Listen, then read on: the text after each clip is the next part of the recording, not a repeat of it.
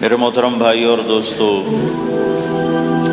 اللہ تعالیٰ ہم سے ایک سوال کرتا ہے، افحسبتم انما خلقناکم عبثا، تمہارا کیا خیال ہے ہم نے تمہیں بیکار پیدا کیا ہے، تمہاری زندگی کا کوئی مقصد نہیں ہے؟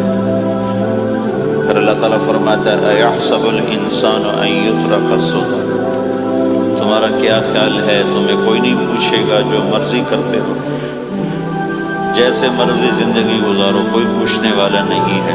نہیں، ایسی بات نہیں ہے۔ بلا ورسلنا لدیہم یکتبون، جو کر رہے ہو اللہ لکھوا رہا ہے۔ ما یلفظ من قول الا لدیہ رقیب عتید، جو زبان سے بولتے ہو وہ فوراً کیچ کیا جا رہا ہے۔ ان علیکم لحافظین، تمہارے اوپر فرشتے مقرر ہیں، کرامن کاتبین، ان کا کام ہے یعلمون ما تفعلون، میں جو کروں، جہاں کروں، جس وقت کروں، وہ اسے لکھتے جائیں لکھتے جائیں۔ دو چپ لگا دی، ایک نیگیٹو ایک پازیٹیو۔ کوئی اچھا کام ہوگا تو ادھر والا لکھے گا، کوئی غلط ہوگا تو ادھر والا لکھے گا۔ اور پھر اللہ تعالیٰ کا اس کائنات پر قبضہ ہے، اور اس ساری کائنات کو اللہ نے اپنی طاقت سے بنایا، یہ جہان خود بخود نہیں بنا۔ ان ربکم اللہ، اس کا بنانے والا اللہ ہے۔ اللہ نے اپنا تعارف کرایا، میں کون ہوں؟ الذی خلق السماوات والارض، میں وہ اللہ ہوں جس نے زمین آسمان بنائے، فی ستۃ ایام، اس میں 6 دن لگائے، ثم استوی علی العرش، پھر عرش پر استوا کیا، یغشی اللیل النہار، میں وہ اللہ ہوں جو رات کو لاتا ہے، دن کو لاتا ہے، تو دن کو آگے چلاتا ہے، رات کو پیچھے لاتا ہے، یطلبہ حثیثا، ان میں یہ دوڑ چلتی رہتی ہے، الشمس والقمر والنجوم مسخرات بامرہ، سورج، چاند، ستارے، ہر شے اس اللہ تعالیٰ کے قبضہ قدرت میں ہے۔ تو ایک بہت بڑا طبقہ جو کہتا ہے کہ یہ سب کچھ خود بخود بن گیا ہے، تو اللہ تعالیٰ اس کو صاف کرتا ہے کہ خود بخود نہیں بنا، بلکہ اسے اللہ تعالیٰ نے بنایا۔ قل اَإِنَّكُمْ لَتَكْفُرُونَ بِالَّذِي خَلَقَ الْأَرْضَ فِي يَوْمَيْنِ وَتَجْعَلُونَ لَهُ أَنْدَادًا ذَلِكَ رَبُّ الْعَالَمِينَ، تم کس اللہ کا انکار کرتے ہو جس نے تمہارے لیے زمین کو 2 دن میں بنایا، اس کا خول، وَجَعَلَ فِيهَا رَوَاسِيَ مِنْ فَوْقِهَا وَقَدَّرَ فِيهَا أَقْوَاتَهَا فِي 4 أَيَّامٍ سَوَاءً لِلسَّائِلِينَ، پھر زمین کے اندر قیامت تک جتنے انسان آنے والے ہیں ان کی ضرورتوں کے خزانے بھر دیے، سٹور کر دیا، ہر چیز کو اللہ نے سٹور کر دیا۔ قیامت قائم ہوگی اور زمین کے خزانوں کا 1000واں حصہ بھی استعمال نہ ہوگا۔ اللہ اتنا نے غافر زمین کے اندر بھرا، اس میں اللہ نے 4 دن لگائے۔ ثم استوى الى السماء، پھر آسمان کی طرف استوا کیا، وہی دخان، آسمان ایک دھواں تھا، فقال لها، آسمانوں سے کہا، وللارض، زمینوں سے کہا، ایتیا، آؤ، طوعا او کرہا، جی چاہے یا نہ چاہے میرے آگے جھکو، قالتا، زمین آسمان بولے، اتینا طاعین، یا اللہ ہم مان گئے، ہم مان گئے، ہم مان گئے۔ فقضاہن 7 سماوات، پھر اللہ نے 7 آسمان بنائے، جیسے زمینیں بنائیں ایسے 7 آسمان بنائے، فی یومین، 2 دن اس میں لگائے۔ وَأَوْحَى فِي كُلِّ سَمَاءٍ أَمْرَهَا، ہر آسمان کو الگ الگ حکم دیا اور اپنے حکم کے ساتھ باندھا، پکڑا۔ يُمْسِكُ السَّمَاوَاتِ وَالْأَرْضَ أَن تَزُولَا، زمین آسمان کو اللہ نے روکا ہوا ہے، اللہ نے روکا ہوا ہے، اگر اللہ یوں چھوڑ دے تو ساری کائنات آپس میں ٹکرا جائے، آپس میں ٹکرا جائے ساری کائنات۔ یہ الشمس تجری لمستقر لها ذلك تقدیر العزیز العلیم، سورج کو اپنے سورج 6 لاکھ مائل فی گھنٹہ کی رفتار سے دوڑ رہا ہے اور زمین سے 12 لاکھ گنا بڑا ہے، اور اس میں ٹیمپریچر 2.5 کروڑ سینٹی گریڈ تک اس کا ٹیمپریچر چلتا ہے، اور یہ کوئی ٹھوس چیز نہیں، گیسز ہیں، اور ہر سیکنڈ میں اس میں ہیلیم گیس پھٹتی ہے اور وہ ہائیڈروجن میں تبدیل ہوتی ہے۔ 1 سیکنڈ میں جب وہ دھماکہ ہوتا ہے تو 50 کروڑ ایٹم بم کے پھٹنے کے برابر انرجی پیدا ہوتی ہے۔ تو اس کے اندر اتنے دھماکے ہو رہے ہیں، پھر وہ ایک گیسز ہیں اور پھر اس کے سامنے سڑک کوئی نہیں، اس کا لیور کوئی نہیں، اس کا ڈرائیور کوئی نہیں ہے، اور اس کی رفتار 6 لاکھ مائل فی گھنٹہ ہے۔ اللہ کہتا ہے میں سیدھا چلا رہا ہوں، کوئی اس کو چلا سکتا؟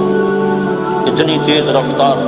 والقمر قدرناہ منازل، چاند کو اس کے ساتھ چلایا، اس کو گھٹایا بڑھایا، حتی عاد کالعرجون القدیم، ایک ٹیڑھی لکڑی کی طرح ہوا۔ للشمس ينبغي لها ان تدرك القمر، سورج چاند میں ٹکر نہیں۔ ولللیل سابق النہار، دن اور رات میں ٹکر نہیں ہے، اس لیے کہ یہ تیرے رب کا بنایا ہوا نظام ہے۔ وما کان ربک نسیا، اور تیرا رب بھول چوک سے پاک ہے۔ وہ جو کرتا ہے حق کرتا ہے، جو کرتا ہے سچ کرتا ہے، جس کو روکتا ہے تو حق ہے، جس کو دیتا ہے تو حق ہے، وہ مارتا ہے تو حق ہے، اور زندگی دیتا ہے تو حق ہے، عروج لاتا ہے تو حق ہے، زوال لاتا ہے تو حق ہے۔ تو اللہ قرآن میں یہ ایک ذہن بناتا ہے کہ تم بیکار نہیں پیدا ہوئے، تمہارے پیچھے ایک طاقتور اللہ ہے جس نے ساری کائنات کو قابو کیا ہوا ہے، اس کے اوپر اس کا نظام چلتا ہے، حکومت چلتی ہے۔ سورج چاند ستارے ہوا، یہ میرا ہاتھ کی یہ حرکت بھی میرے رب کی قسم میرے اللہ سے پوچھ کے ہے، میرا اللہ روک دے تو یہ ہاتھ یہیں ہو گئے، ہل نہیں سکے گا۔ کتنے لوگ جو ہاتھ اٹھانا چاہتے ہیں نہیں اٹھا سکتے، آنکھ کھولنا چاہتے ہیں نہیں کھول سکتے، بولنا چاہتے ہیں نہیں بول سکتے، چلنا چاہتے ہیں نہیں چل سکتے۔ جس نے چلایا اسی نے بٹھایا، جس نے بڑھایا اسی نے ہٹایا، جس نے زندگی دی اسی نے موت دی، جس نے موت دی ہے وہی موت کے بعد زندہ کرنے والا ہے۔ یہ اس ساری کائنات پر اللہ تعالیٰ اپنے طاقت کے ساتھ حکمران ہے، اور اللہ تعالیٰ یہ ذہن بناتا ہے کہ اس ساری کائنات میں وہ ہوتا ہے جو اللہ چاہتا ہے، وہ نہیں ہوتا جو تم چاہتے ہو، وہ ہوتا جو اللہ چاہتا ہے۔ ایک قرآن میں اللہ نے یہ ذہن نبیوں کے قصوں سے ہمارا بنایا کہ موسیٰ علیہ السلام تشریف لا رہے ہیں، ان کے ہاتھ میں ڈنڈا ہے، اس پر یوں ٹیک لگا کے کھڑے، تو اللہ نے فرمایا موسیٰ یہ کیا ہے؟ ما تلک بیمینک یا موسیٰ، موسیٰ یہ کیا ہے؟ موسیٰ علیہ السلام کے پاس یہ ڈنڈا 10 سال سے، یا اللہ یہ عصا ہے، یہ میرا ڈنڈا ہے۔ اب اللہ تعالیٰ آگے کچھ دکھانا چاہتے ہیں تو موسیٰ علیہ السلام سے لمبی بات کروائی، ہے عصایا، میرا ڈنڈا ہے، اتوکل علیہا، اس پر ٹیک لگاتا ہوں، واحش بہا علی غنمی، اور اپنی بکریوں کے لیے پتے جھاڑتا ہوں، ولی فیہا مآرب اخری، اور بھی ڈھیر سارے کام اس سے لیتا ہوں۔ تو اللہ تعالیٰ کا القہا یا موسیٰ، اس کو ذرا زمین پہ ڈال، زمین پہ ڈال۔ موسیٰ علیہ السلام نے زمین پہ ڈالا، فَإِذَا هِيَ حَيَّةٌ تَسْعَىٰ، وہ یوں اٹھا اور ایک خوفناک سانپ بنا، لمبائی میں بڑے سانپ کی طرح جو افریقہ میں ہوتا ہے، جو پورا بکرا کھا جاتا ہے، پورا ہرن کھا جاتا ہے، اور تیز رفتاری میں جان کی طرح ایک چھوٹا سا سانپ ہوتا ہے، بہت تیز چلتا ہے، اور زہر میں حیہ کی طرح۔ سانپ کی 3 قسموں کو اللہ نے ایک ڈنڈے میں جمع کیا، ایک ہوتا ہے کأنہا جان، چھوٹا سانپ جو بہت تیز دوڑتا ہے، فَإِذَا هِيَ حَيَّةٌ، زہریلا، فَإِذَا هِيَ ثُعْبَانٌ مُبِينٌ، بہت بڑی، یہاں سے لے کر وہاں تک۔ تو 3 مختلف سانپوں کو اللہ نے ایک میں جمع کر دیا۔ وہ تیز رفتاری میں جان کی طرح تھا، زہر میں حیہ کی طرح تھا، لمبائی چوڑائی میں ثعبان کی طرح تھا۔ جب موسیٰ علیہ السلام نے دیکھا وَلَّا مُدْبِرًا وَلَمْ يُعَقِّبْ، موسیٰ علیہ السلام جو بھاگے تو پیچھے مڑ کے ہی نہیں دیکھا۔ تو اللہ تعالیٰ نے کہا خذ موسیٰ پکڑو، کہا اللہ میں نہیں پکڑتا۔ بھاگے جا رہے ہیں کہ بات بھاگے بھاگے ہو رہی، کھڑے ہو کے نہیں ہو رہے، بھاگ رہے ہیں، اوپر سے آواز آ رہی پکڑو گا، بہو میں نہیں پکڑتا۔ اب اللہ تعالیٰ ہمیں قصہ موسیٰ علیہ السلام کا قصہ قرآن کے 28 پاروں میں موجود ہے، اتنا اس کو اللہ نے دہرایا، اتنا دہرایا۔ سب سے زیادہ موسیٰ علیہ السلام کا نام قرآن میں آیا ہے، نبیوں میں سے 136 دفعہ موسیٰ علیہ السلام کا اللہ تعالیٰ نے قرآن میں ذکر فرمایا، نام کے ساتھ، نام کے ساتھ۔ پھر کہا خذها ولا تخف، موسیٰ پکڑو ڈرو نہیں، سنعیدها سیرتها الاولی، واپس ڈنڈا بناؤں گا۔ کہا یا اللہ میں نہیں پکڑتا، مجھے کھائے گا، مجھے کھائے گا، وہ بھاگے جا رہا ہے۔ آخر اللہ تعالیٰ نے کہا خذ انک من الآمنین، موسیٰ میں گارنٹر ہوں، کچھ نہیں کہے گا، گارنٹی دیتا ہوں۔ اللہ کی گارنٹی پر کھڑے ہوئے، وہ ایسا منہ کھول کے آ رہا ہے، تو اب چلو اللہ تعالیٰ کہتے ہیں پیچھے سے پکڑ لو، تم سے پکڑ لو تو کوئی مسئلہ نہیں تھا، کہ نہیں منہ سے پکڑو۔ اب موسیٰ علیہ السلام نے ایسے اوپر ایک چھوٹا سا کپڑا تھا یوں اوپر کر لیا، تو اللہ تعالیٰ نے کہا یہ کیا کر رہے ہو؟ کہا جی مجھے اس سے ڈر لگ رہا ہے۔ کہا تیرا ڈر ہی تو نکالنا ہے کہ یہ کچھ نہیں، سب کچھ تیرے اللہ کا ارادہ ہے، کچھ نہیں، ورنہ یہ کپڑا تمہیں بچا لے، تمہیں ویسے ہی سارا نکل جائے گا۔ اب وہ آگے آ رہا ہے، موسیٰ علیہ السلام کانپ رہے ہیں اور دیکھ رہے ہیں، کانپ رہے ہیں اور دیکھ رہے ہیں، وہ بڑے اب اللہ نے کہا تھا تو ڈرتے ڈرتے ہاتھوں سے یوں کانپتے کانپتے ہاتھوں سے یوں آگے ہاتھ کیا، اور جو ہی ہاتھ کی انگلیوں نے سانپ کے منہ کو ٹچ کیا تو اللہ نے دوبارہ ڈنڈا بنا کے ہاتھ میں پکڑا تھا، اور ساری دنیا کو یہ پیغام دیا کہ دیکھو میرے بندو، اللہ سب کچھ ہے، لہذا اللہ کی مان کے چلنا۔ سامنے شیطان آئے گا، تمہیں الٹی راہیں دکھائے گا، تو تم اپنے اللہ کو یاد کرنا جس کے ہاتھ میں سارے خزانے ہیں اور طاقت ہے۔ ایک سیکنڈ میں اسے سانپ بنایا، اگلے سیکنڈ میں اسے ڈنڈا بنایا، اور پھر موسیٰ علیہ السلام کے ہاتھ میں پکڑایا، نیا نہیں، وہی جو ان کے پاس تھا وہی ان کو واپس کر کے پوری دنیا کے انسانوں کو اور اس امت کو خاص طور پر اللہ تعالیٰ نے یہ سوچ دی کہ اس کائنات میں ایک طاقت ہے، اللہ جو سب کچھ کر سکتا ہے اور اس کے چاہے کو کوئی روک نہیں سکتا اور اس کے روکے کو کوئی کروا نہیں سکتا، وہ اللہ ہے۔ یہ قرآن کے واقعات ہیں۔ حضرت مریم عیسیٰ علیہ السلام کی والدہ کسی غیر مرد کو دیکھا نہیں، اتنا پردے میں ہے۔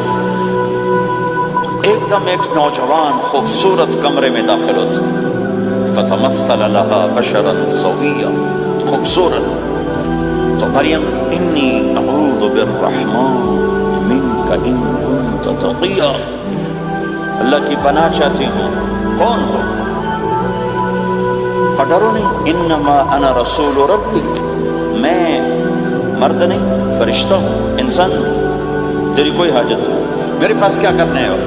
اہب لکی غلاما زکیا، اللہ کا ارادہ ہو چکا ہے تمہیں بیٹا دیا جائے۔ کانا یکون لی غلام، مجھے کیسے بیٹا ہو سکتا ہے؟ لم یمسسنی بشر، میری شادی کوئی نہیں، ولم اکو بغیا، اور میں غلط عورت نہیں ہے کہ میں گناہ کروں اور اس سے حمل ہوش۔ بیٹا ہونے کے دو راستے ہیں، ایک حلال ہے، ایک حرام ہے۔ حلال نکاح ہے، حرام زنا ہے، تو زنا میں کر نہیں سکتی، شادی میری ہوئی نہیں، تو مجھے کیسے بیٹا ہوگا؟ قال كذلك، قال ابھی ہو جائے گا۔ قال ربك هو علي هين، تیرے رب کے لیے مسئلہ ہی نہیں۔ وَلِنَجْعَلَهُ آيَةً لِلنَّاسِ، وہ ایک نشانی ہوگا، وَرَحْمَةً مِنَّا، ایک اللہ کی رحمت ہوگا، وَكَانَ أَمْرًا مَقْضِيًّا، مریم تیرے دنیا میں آنے سے پہلے ہی اللہ فیصلہ کر چکا تھا کہ تجھے بغیر شادی کے ہی بیٹا دینا ہے۔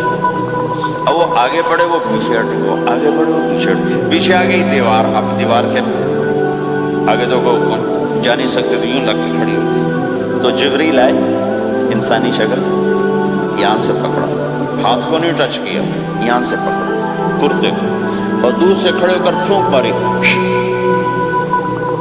ادھر پھونک پڑی، ادھر 9 مہینے کا حمل تیار، ایک سیکنڈ، ایسا نہیں کہ حمل ٹھہرا کر 9 مہینے اٹھایا، ایسا نہیں ہوگا۔ فَحَمَلَتُهُ، فا کا لفظ آتا ہے، فَانْتَبَذَتْ، پھر فا کا لفظ آتا ہے، فَأَجَاءَهَا الْمَخَاضُ، پھر فا کا لفظ آتا ہے۔ فا اور فا یہ عربی زبان میں کسی کام کے فوراً ہونے کو بتا رہا ہے۔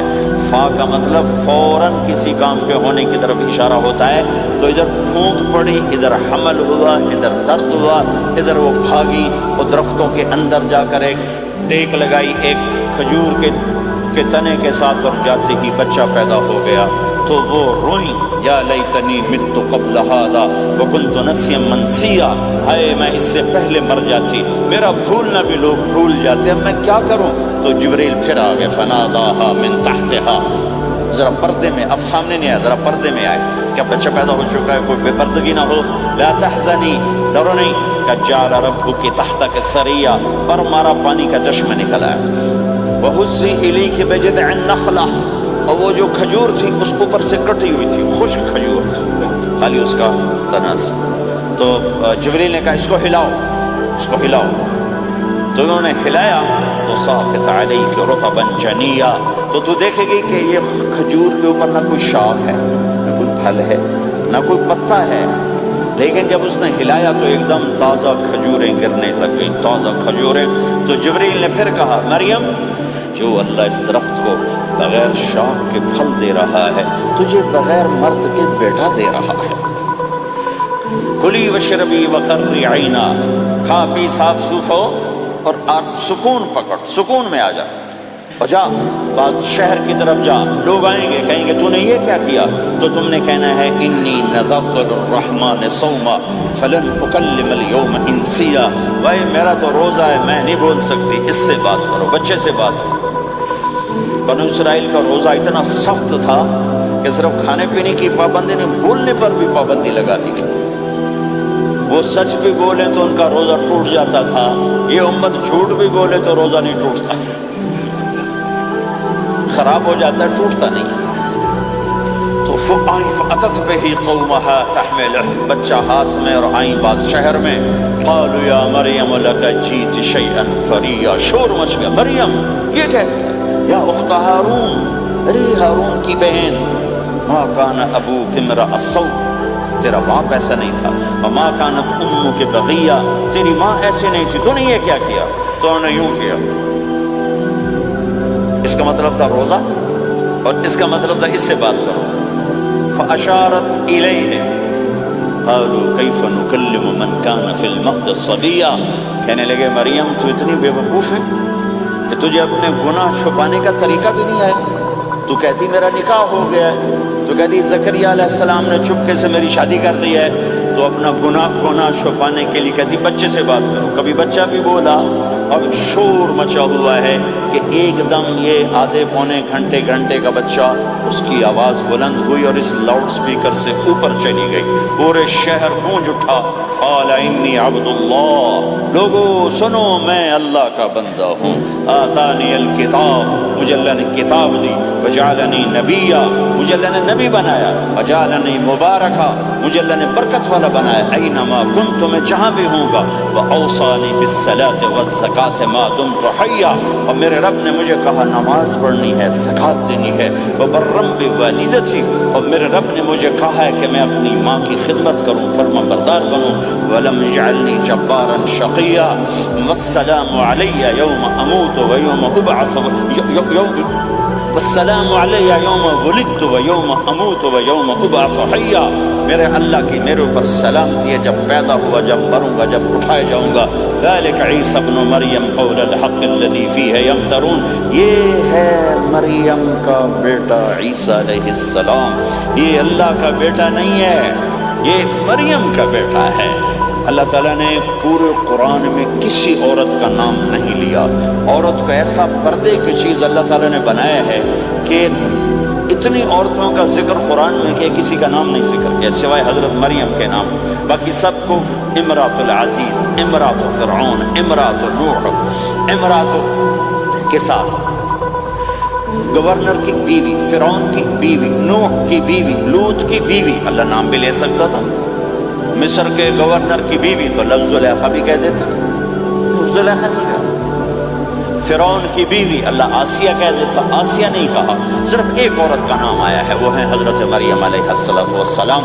حضرت مریم کا نام اللہ نے اس لیے واضح کیا کہ ایک بہت بڑے طبقے نے اللہ پہ الزام لگایا کہ عیسیٰ علیہ السلام اللہ کا بیٹا ہے، تو اللہ تعالیٰ نے کہا نہیں، اللہ کا نہیں، مریم کا بیٹا ہے، اللہ کا نہیں، مریم کا بیٹا ہے۔ متخذ صاحبۃ ولا ولدا، نہ میری کوئی بیوی ہے نہ بچہ ہے، لم یکن لہ شریک فی الملک، نہ کہ اس کا شریک ہے، ولم یکن لہ ولی من الذل، نہ کہ اس کا مددگار ہے، فکبرہ تکبیرا، اس ایک اللہ کی کبریائی بڑائی کے گن گا، گیت گا، دل میں بٹھا، دل میں بٹھا، دل میں بٹھا، تاکہ سارا وجود اس کے آگے ڈھلتا جائے، چلتا جائے۔ یہ واقعات یہ ذہن بناتے ہیں کہ اس کائنات میں وہ ہوتا ہے جو اللہ چاہتا ہے، وہ ہوگا جو اللہ چاہے گا، وہ ہوا جو اللہ نے چاہا۔ ساری دنیا کے انسان جو چاہتے ہیں اللہ کے بغیر نہیں کر سکتے، اللہ جو چاہتا ہے ہم سب کے بغیر کر دیتا ہے۔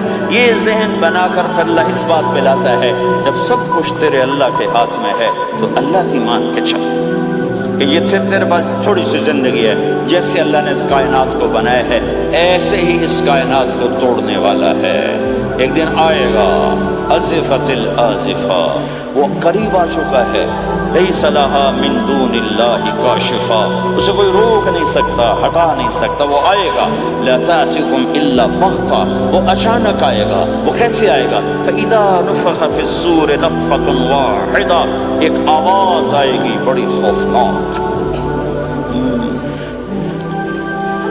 है क्या अजब दिन होगा। शबे जुमा आएगी, जुमा की रात आएगी, किसी को नहीं खबर कि आज कायनात की आखिरी रात। परिंदे वापस गए होंगे अपने दरख्तों पर, फसलों पर, शेर अपने ठिकानों पर, चीते अपने ठिकानों पर, भेड़िए अपने ठिकानों पर, बकरियां, ऊंट, गाय, भैंस अपने अपनी जगह पर। और अगर ये बोल्टन उस वक्त मौजूद होगा तो बोल्टन के बाशिंदे सोए होंगे अपने घरों में। कोई इधर तैयारी कि मैंने जॉब पे जाना है, ये मेरा सामान पड़ा है, मैंने स्कूल जाना है, ये मेरी किताबें पड़ी हैं, मैंने ऑफिस जाना है, ये मेरी फाइलें पड़ी, मेरा लैपटॉप पड़ा हुआ है। ये सब कुछ जैसे आज की रात है, ऐसे ही एक रात आएगी। दिन जुदा होकर कहेगा कि मैं कल आऊँगा, रात जुदा होकर कहेगी मैं तेरे बाद आऊँगी, और तारे चांद सितारे भी उभर कर निकल कर कहेंगे हमने कल भी निकलना है और हमने कल भी तुलू होना है। सूरज भी गुरूब होते हुए ये सोच रहा होगा कि कल मैंने फिर भी निकलना है, और चांद भी सोच रहा होगा कि मैंने अगले दिन भी निकलना है। लेकिन अल्लाह के सिवा फरिश्तों तक को नहीं पता कि आज आखिरी दिन आ चुका है। और मेरे नबी ने अजब नक्शा खींचा है क़यामत के दिन का। हमने कहा औरत रोटी पका रही होगी, उसके हाथ में रोटी होगी।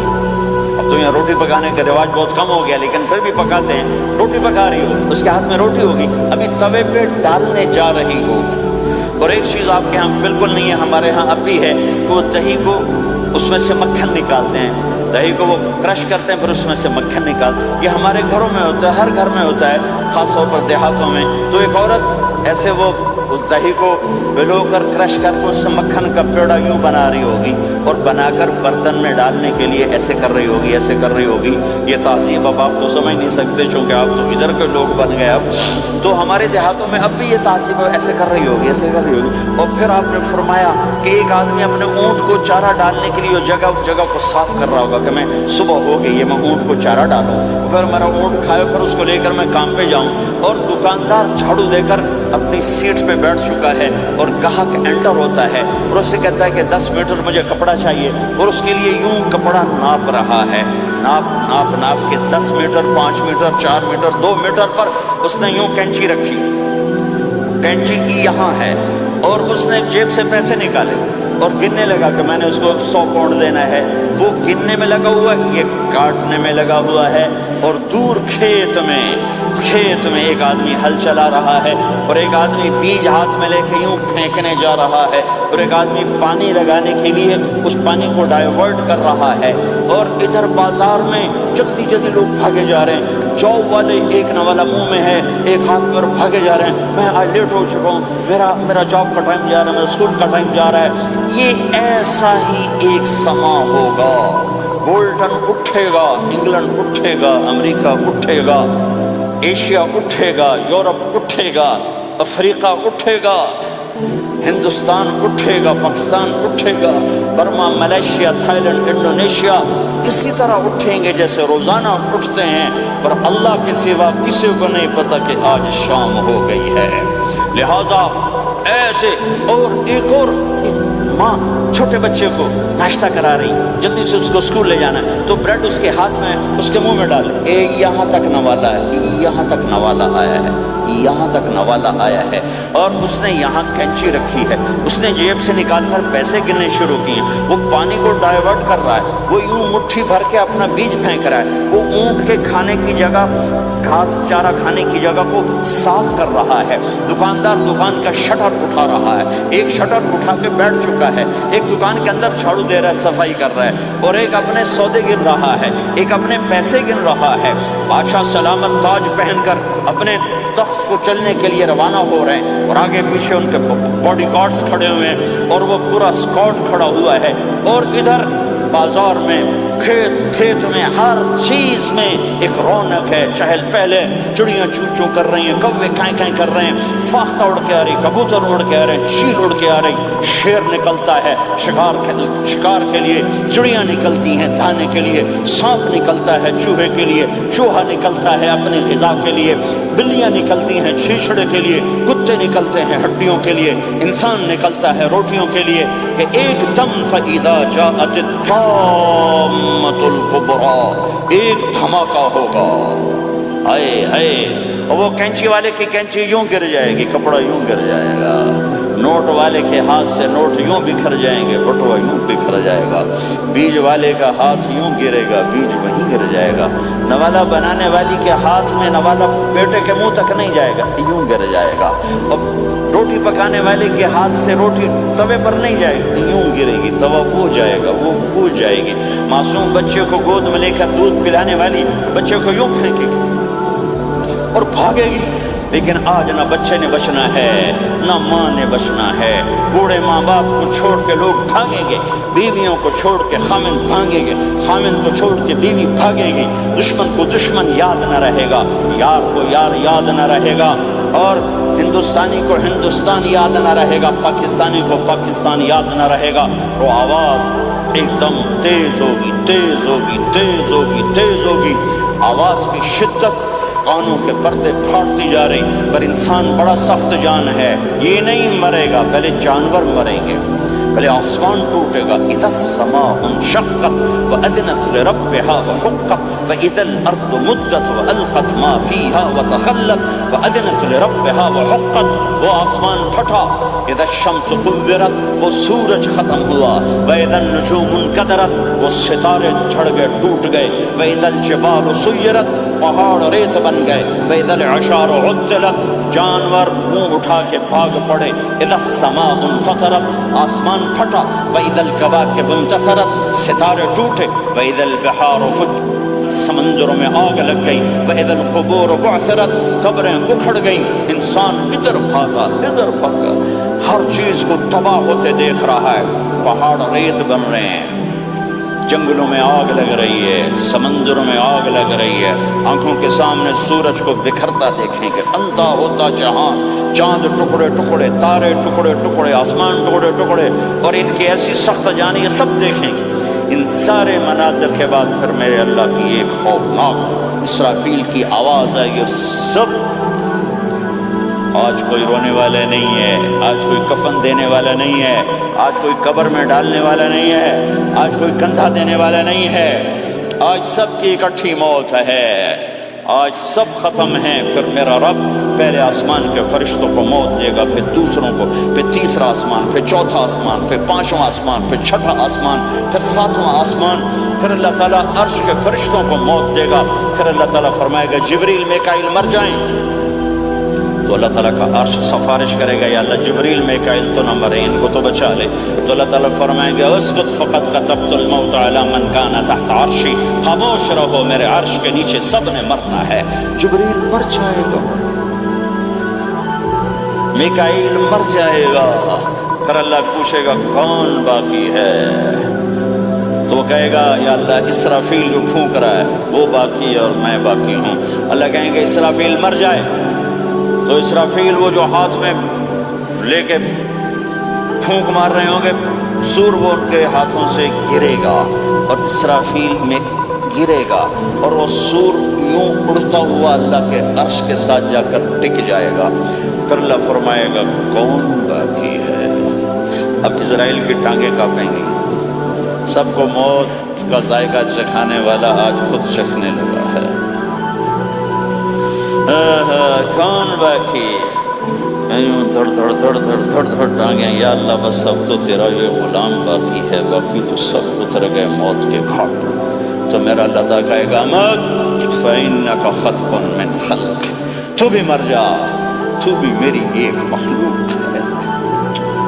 वो मेरे भाइयों, इस मिट जाने वाली दुनिया के पीछे अल्लाह को नाराज़ न करो। इसकी इज्जत भी धोखा है, इसकी शोहरत भी धोखा है, اس کی دولت بھی دھوکہ ہے، اس کی حکومت بھی دھوکہ ہے، اس کا عروج بھی دھوکہ ہے، اس کا زوال بھی دھوکہ ہے، اس کی عزت بھی دھوکہ ہے، اس کی ذلت بھی دھوکہ ہے، اس کا مال بھی دھوکہ ہے، اور اس کا فخر غربت بھی دھوکہ ہے، اس کی زندگی بھی دھوکہ ہے، سب نظروں کا فریب ہے۔ حضرت علی کا فرمان ہے الناس النیام اذا ما تنتبہوا، لوگ سوئے ہوئے ہیں، جب موت آئے گی تو آنکھ کھل جائے گی۔ گھاٹے کا سودا کر کے نہ مرو، گھاٹے کا سودا کر کے نہ مرو، اللہ کو ناراض کر کے نہ مرو، سب چھوڑ کے جانے والے ہیں، سب چھوٹنے والا ہے، لہذا اللہ کو ساتھ لے لو، اللہ کو ساتھ لے لو، اللہ کو ساتھ لے لو۔ سب کو مارنے کے بعد پھر اللہ کہے گا من کان لی شریکا فلیات، کوئی ہے میرے سامنے تو آؤ، من کان لی شریکا فلیات، کوئی ہے میرے مقابلے میں تو آؤ، من کان لی شریکا فلیات، کوئی ہے میری ٹکر کا تو آؤ، تین دفعہ۔ پھر اللہ زمین آسمان کو ایک جھٹکا دے گا، پھر کہے گا انا الملک، میں بادشاہ ہوں۔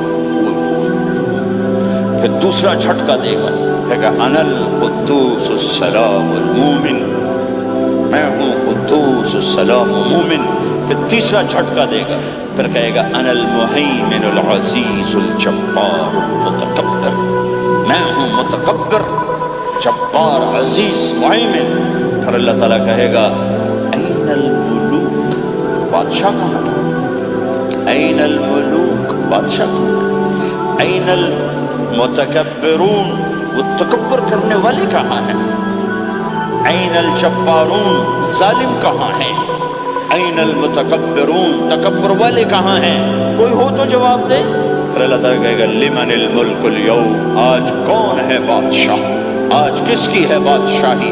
کوئی جواب دینے والا ہے ہی نہیں، تو اللہ خود کہے گا للہ الواحد القہار، آج اکیلے اللہ کی بادشاہ، آج بھی اسی کی ہے، آج بھی اسی کی ہے، پیچھے بھی اس کی تھی، آگے بھی اس کی ہے۔ للہ الامر من قبل ومن بعد، للہ الامر من قبل ومن بعد، ان الحکم الا للہ، الخلق والامر واللیل والنہار وما سکن فیہما للہ وحدہ، ان العزت للہ جميعا، قل ان الامر كله للہ، للہ ما فی السماوات وما فی الارض، وان تبدوا ما فی انفسکم او تخفوه يحاسبكم به اللہ، له ما فی السماوات وما فی الارض وما بینہما وما تحت الثرى، وان تجہر بالقول فانه يعلم السر واخفى۔ وہ کون ہے؟ اللہ۔ وہ کیسا ہے؟ لا الہ الا ہو۔ صفات کیسی ہیں؟ لہ الاسماء الحسنى۔ یہ میرے رب کا پیغام ہے پوری دنیا کے انسانوں کے لیے کہ یہ دنیا امتحان کی جگہ ہے، نہ اپنی مرضی سے آئے ہو، نہ اپنی مرضی سے مرتے ہو، نہ اپنی مرضی سے جیتے ہو، نہ اپنی مرضی سے جاتے ہو۔ لہٰذا اس 4 دن کی زندگی میں تمہیں ٹیسٹ میں ڈالا گیا ہے، اللہ کو راضی کرتے ہو، شیطان کو راضی کرتے ہو، اللہ کو مناتے ہو، شیطان کے پیچھے چلتے ہو، اللہ کو مناتے ہو، اپنی طبیعت اور غلام، اپنی طبیعت کے غلام بنتے ہو۔ یہ میرا اور آپ کا امتحان ہے۔ لا الہ الا اللہ میں ایگریمنٹ ہے، یا اللہ تیری مان کے چلیں گے، لا الہ الا اللہ ایگریمنٹ ہے، یا اللہ تیری مان کے چلیں گے۔ کیسے تیری مان کے چلیں گے؟ اگلا حصہ ہے محمد الرسول اللہ، تیرے حبیب کے طریقے پر چلیں گے۔ اللہ کو راضی کرنے کا ایک ہی راستہ ہے، عرب کے لیے، عجم کے لیے، کالے کے لیے، گورے کے لیے، سید کے لیے، قریشی کے لیے، ہاشمی کے لیے، پٹھان کے لیے، راجپوت کے لیے، گجراتی کے لیے، ملائی کے لیے، تھائی کے لیے، انڈین کے لیے، سب کے لیے ایک راستہ ہے، ایک راستہ ہے، ایک راستہ ہے، وہ ہے محمد الرسول اللہ۔ جب آپ معراج پہ گئے تو آپ نے کہا یا اللہ، آپ نے ابراہیم کو خلیل بنایا اور موسیٰ کو کلیم بنایا اور داؤد کو لوہا نرم کر کے دیا، سلیمان کو ہوا تابع کر کے دی، اور عیسیٰ علیہ السلام کے لیے مردے زندہ کیے، میرے لیے کیا ہے؟ تو اللہ تعالیٰ نے فرمایا اَوَلَيْسَ قَدْ أَعْطَيْتُكَ أَفْضَلَ مِنْ ذَلِكَ كُلِّهِ، میرے محبوب میں نے آپ کو وہ دیا ہے جو کسی کو نہیں دیا۔ وہ کیا دیا ہے کہ اللہ ذکرت الا ذکرت معی، قیامت تک تیرا میرا نام اکٹھا رہے گا، الگ نہیں ہو سکتا ہے۔ ایسے رہے گا۔ لا الہ الا اللہ محمد رسول، لا الہ الا اللہ میں 12 حرف ہیں، 12، محمد رسول اللہ میں 12 حرف ہیں۔ لا الہ الا اللہ 12 حرفوں سے بنا ہے، لام اور الف، یہ اس کو گنو تو 12 بنتے ہیں، پھر میم اور ہا اور میم اور دال کو آگے تک گنو تو 12 بنتے ہیں، ادھر بھی 12 ادھر بھی 12۔ پھر حرف کی 2 قسمیں ہیں، ایک نقطے والے ایک بغیر نقطے والے۔ نقطے والے حرف کمزور ہوتے ہیں، بغیر نقطے والے حرف طاقتور ہوتے ہیں، کہ نقطے والا حرف اپنا مطلب بنانے کے لیے نقطے کا محتاج بن جاتا ہے، اور جو بغیر نقطے والا ہوتا ہے وہ اپنا مطلب بتانے کے لیے نقطے کا محتاج نہیں ہوتا۔ جیم کمزور ہے، ہا طاقتور ہے، ہا کو اپنا مطلب بتانے کے لیے نقطے کی ضرورت نہیں، جیم کو خا کو اپنا مطلب بتانے کے لیے نقطے کی ضرورت ہے۔ سین طاقتور ہے، شین کمزور ہے، کہ شین کو اپنا مطلب بتانے کے لیے 3 نقطوں کی ضرورت ہے، سین کو اپنا مطلب بتانے کے لیے کسی نقطے کی ضرورت نہیں ہے۔ الف طاقتور ہے، با کمزور ہے، تا کمزور ہے، ہا طاقتور ہے، جیم کمزور ہے، خا کمزور ہے، دال طاقتور ہے، را طاقتور ہے، سا کمزور ہے، سین طاقتور ہے، شین کمزور ہے، صاد طاقتور ہے، ضاد کمزور ہے، تا طاقتور ہے، ضا کمزور ہے۔ یہ میں آپ کو حروف کی بات بتا رہا ہوں۔ جب میرے اللہ نے اپنا کلمہ بنایا، پہلے اپنا نام منتخب کیا اللہ، تو اس میں کوئی حرف نقطے والا نہیں آیا، ٹھیک ہے؟ اللہ کوئی نقطے والا حرف ہے؟ پھر اللہ نے اپنے نبی کا نام بنایا محمد، کوئی نقطے والا حرف ہے؟ پھر نام بنایا احمد، کوئی نقطے والا حرف ہے؟ پھر جب کلمہ بنایا تو کلمہ ان حرفوں سے بنایا جس میں کوئی نقطے والا حرف نہیں ہے۔ لا الہ الا اللہ محمد رسول اللہ۔ سارے خزانے اللہ کے ہاتھ میں، ساری عزتیں بلندیاں اللہ کے ہاتھ میں، جانے کا راستہ محمد الرسول اللہ، پہنچنے کا راستہ محمد الرسول اللہ، لینے کا راستہ محمد الرسول اللہ، جہنم سے بچنے کا راستہ محمد الرسول اللہ، جنت میں جانے کا راستہ محمد الرسول اللہ، دنیا کی برکتیں عزتیں سمیٹنے کا راستہ محمد الرسول اللہ، ذلتوں پستیوں سے بچنے کا راستہ محمد الرسول اللہ۔ میرے حبیب جنت کے لیے چابی ہیں، جہنم کے لیے تالا ہیں، عزت کے لیے چابی ہیں، ذلتوں کے لیے تالا ہیں، محبتوں کے لیے چابی ہیں، نفرتوں کے لیے تالا ہیں، اللہ کی رضا کے لیے وہ چابی ہیں، اور اللہ کی ناراضگی کا وہ تالا ہیں۔ جو محمدی بن گیا، جو محمد مصطفیٰ صلی اللہ علیہ وسلم کی سیرت میں ظاہر میں باطن میں ڈل گیا، اللہ کا محبوب بن گیا، اللہ نے اپنا بنا لیا۔ ابو لہب قریشی ہاشمی سید، اور اللہ نے کہا تبت یدا ابی لہب وتب، ابو لہب برباد ہو گیا۔ بلال حبشی کا بیٹا، غلام کا بیٹا، کالے کا بیٹا، لیکن میرے نبی نے فرمایا جب میں جنت میں جاؤں گا تو میری سواری کی رسی بلال کے ہاتھ میں ہوگی، جو میرے لیک میں ساتھ ساتھ چلے گا، میرے ساتھ ساتھ چلے گا، اور اس دن تم بلال کی شان دیکھنا، سید قریشی سب دیکھتے رہ جائیں گے، اور ایک غلام سب سے بازی لے جائے گا کہ جب سارے جنتی جنت کے دروازوں پر اکٹھے ہوں گے تو ایسے جنت کے 8 گیٹ ہیں، وہ سارے بند ہوں گے، سب بند ہوں گے، تو کہیں گے اندر کیسے جائیں؟ تو کہیں گے چلو آدم علیہ السلام سے بات کرتے ہیں، آدم علیہ السلام سے عرض کریں گے جناب ابا جان دادا جان دروازہ تو کھلوائیں، وہ کہیں گے بچوں میں نے تمہیں نکالا تھا، میں ڈال نہیں سکتا، جاؤ بھائی کسی اور سے بات کر۔ اب آئیں گے نوح علیہ السلام، بابا میں نہیں کر سکتا، ابراہیم علیہ السلام بابا میں نہیں کر سکتا، اسماعیل اسحاق یعقوب یوسف موسیٰ یوشع دانیال الیاس داؤد یحییٰ زکریا سلیمان، بھائی ہمارے بس کا نہیں، بھائی ہمارے بس کا نہیں، بھائی ہمارے بس کا نہیں۔ سب سے آخر میں آئیں گے عیسیٰ علیہ السلام کے پاس، اگر اللہ چاہتا تو سیدھا ہمارے نبی کے پاس پہنچا دیتا، لیکن اللہ اپنے نبی کی شان دکھانا چاہتا ہے کہ میرا نبی کتنی شان والا ہے، کتنی عزت والا ہے، جس کی سنت کو تم پھینک دیتے ہو سنت کی کوئی بات نہیں، 1 پاؤنڈ پھینکتے ہو کہ 1 پاؤنڈ گر گیا کوئی بات نہیں، کہ 1 پاؤنڈ کو بھی ڈھونڈتے پھرتے ہو، سنت کوئی بات نہیں، پاؤنڈ نہیں۔ ہمارا پاکستانی 172 سے ضرب لائے گا، ہندوستانی 100 سے ضرب لگائے گا، پتہ نہیں کیا کیا کرے گا، ہے تو اللہ تعالیٰ سب کو بھلا دے گا۔ آدم سے کہانی شروع ہوگی، چلتے چلتے چلتے عیسیٰ علیہ السلام، تو عیسیٰ علیہ السلام ایک بات کا اضافہ کریں، کہا بابا میں نہیں کھلوا سکتا، لیکن آج میں تمہیں پتہ بتا سکتا ہوں کون کھلوائے گا، یہ کوئی نبی نہیں کہے گا۔ تو کہیں گے جی بتاؤ، کہیں گے جاؤ محمد رسول اللہ صلی اللہ علیہ وسلم کی خدمت میں، ان کے سوا آج کوئی نہیں کھلوا سکتا۔ سارا مجمع آئے گا، یا رسول اللہ، یا حبیب اللہ، یا نبی اللہ، تھک گئے ہم، جنت کے دروازے بند ہیں، دروازہ کھلوائیں تو آپ کہیں گے انا لہو، ہاں میں ہی کھلواؤں، میں ہی کھلواؤں۔ پھر آپ نے فرمایا میں سب کے سامنے سجدہ کروں گا اللہ تعالیٰ کو، کہ اللہ تعالیٰ اپنی تعریف کا مجھے الہام کرے، میں اللہ کی تعریف کروں، جو ابھی مجھے بھی نہیں پتا کیا تعریف کروں گا، اس وقت اللہ تعالیٰ مجھے عطا کرے گا۔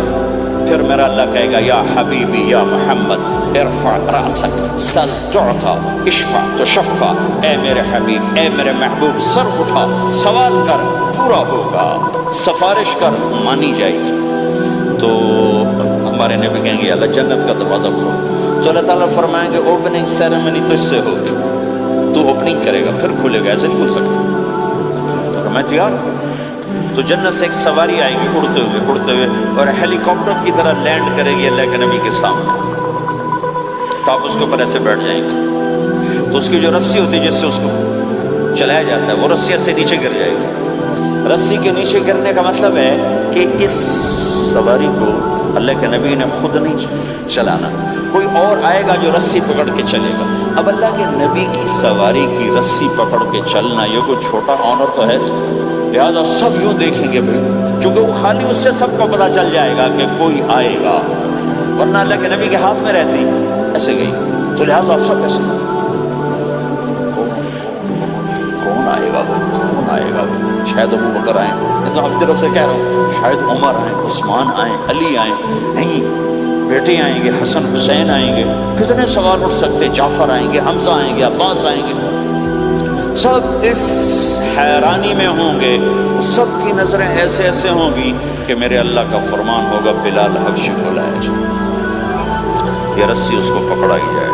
بلال رضی اللہ تعالیٰ عنہ اللہ کے نبی کی سواری کی رسی پکڑ کر چلیں گے، اور میں سب سے پہلے جنت کے دروازے پر دستک دوں گا، فَأُقَعْقِعَهَا فَيُفْتَحُ لِي، میرے لیے دروازے پر دستک دوں گا تو اندر سے آواز آئے گی، کون؟ میں کہوں گا محمد الرسول اللہ۔ وہ کہیں گے یا رسول اللہ حکم تھا آپ کے بغیر دروازہ نہ کھلے، میں کھولوں، میرے لیے کھلے گا، میں اندر جاؤں گا۔ تو آپ نے فرمایا میرے ساتھ میری امت کے غریب لوگ پہلے میرے ساتھ جنت میں داخل ہوں، میری امت کے غریب لوگ پہلے میرے ساتھ جنت میں داخل ہوں۔ پھر آپ نے ایک عجیب بات فرمائی کہ میں دیکھوں گا کچھ عورتیں مجھ سے آگے نکل جائیں گی، کچھ عورتیں مجھ سے آگے نکل جائیں گی، تو میں ان کو حیران ہو کر پوچھوں گا تم کون ہو جو اپنے نبی سے آگے جا رہی ہو؟ کہیں گے یا رسول اللہ ہم وہ ہیں جو جوانی میں بیوہ ہو گئے اور اپنے بچوں کی خاطر دوسری شادی نہ کی، ان کی تربیت کے لیے دوسری شادی نہ کی، اور اپنے جذبات کو سینے میں دبا کے سو گئیں، ہم وہ ہیں۔ تو اللہ کے نبی نے فرمایا وہ مجھ سے بھی آگے گزر کے جائیں گی۔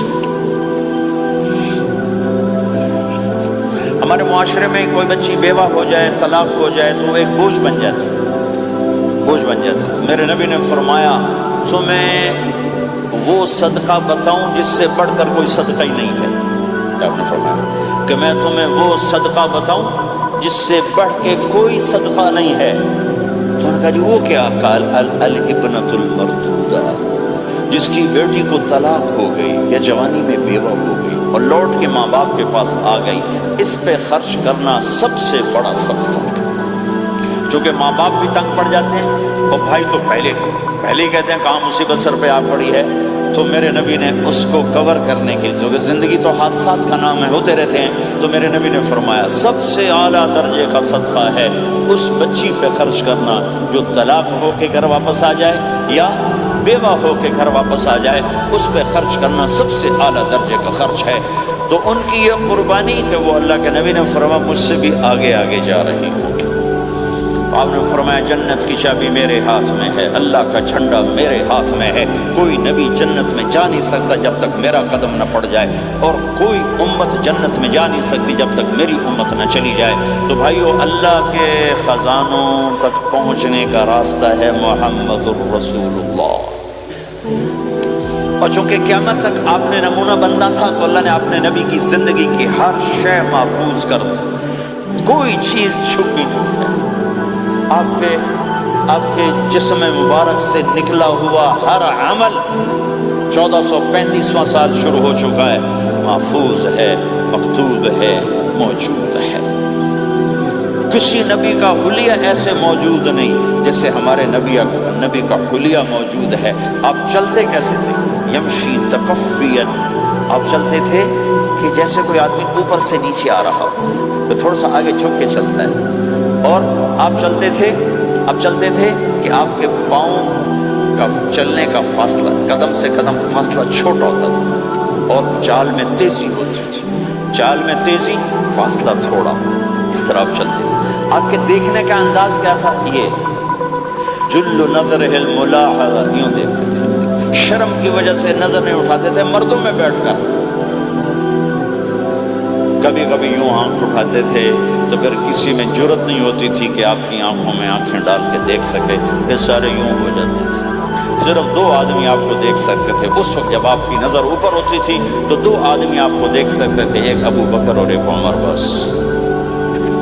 آپ مسجد میں داخل ہوئے، آپ کے ادھر ابو بکر تھے، ادھر عمر تھے، سامنے مجمع تھا، آپ نے یوں ابو بکر کو پکڑا، یوں عمر کو پکڑا، یوں ان کے دونوں کے ہاتھ پکڑ کر، مجھے دیکھ رہے ہو؟ ہَكَذَا نُحْشَرُ يَوْمَ الْقِيَامَةِ، قیامت کے دن ہم تینوں یوں اٹھائے جائیں گے کہ میرے دائیں طرف ابو بکر ہوگا اور میرے بائیں طرف عمر ہوگا، اور ہم تینوں یوں اپنی قبروں سے نکلیں گے۔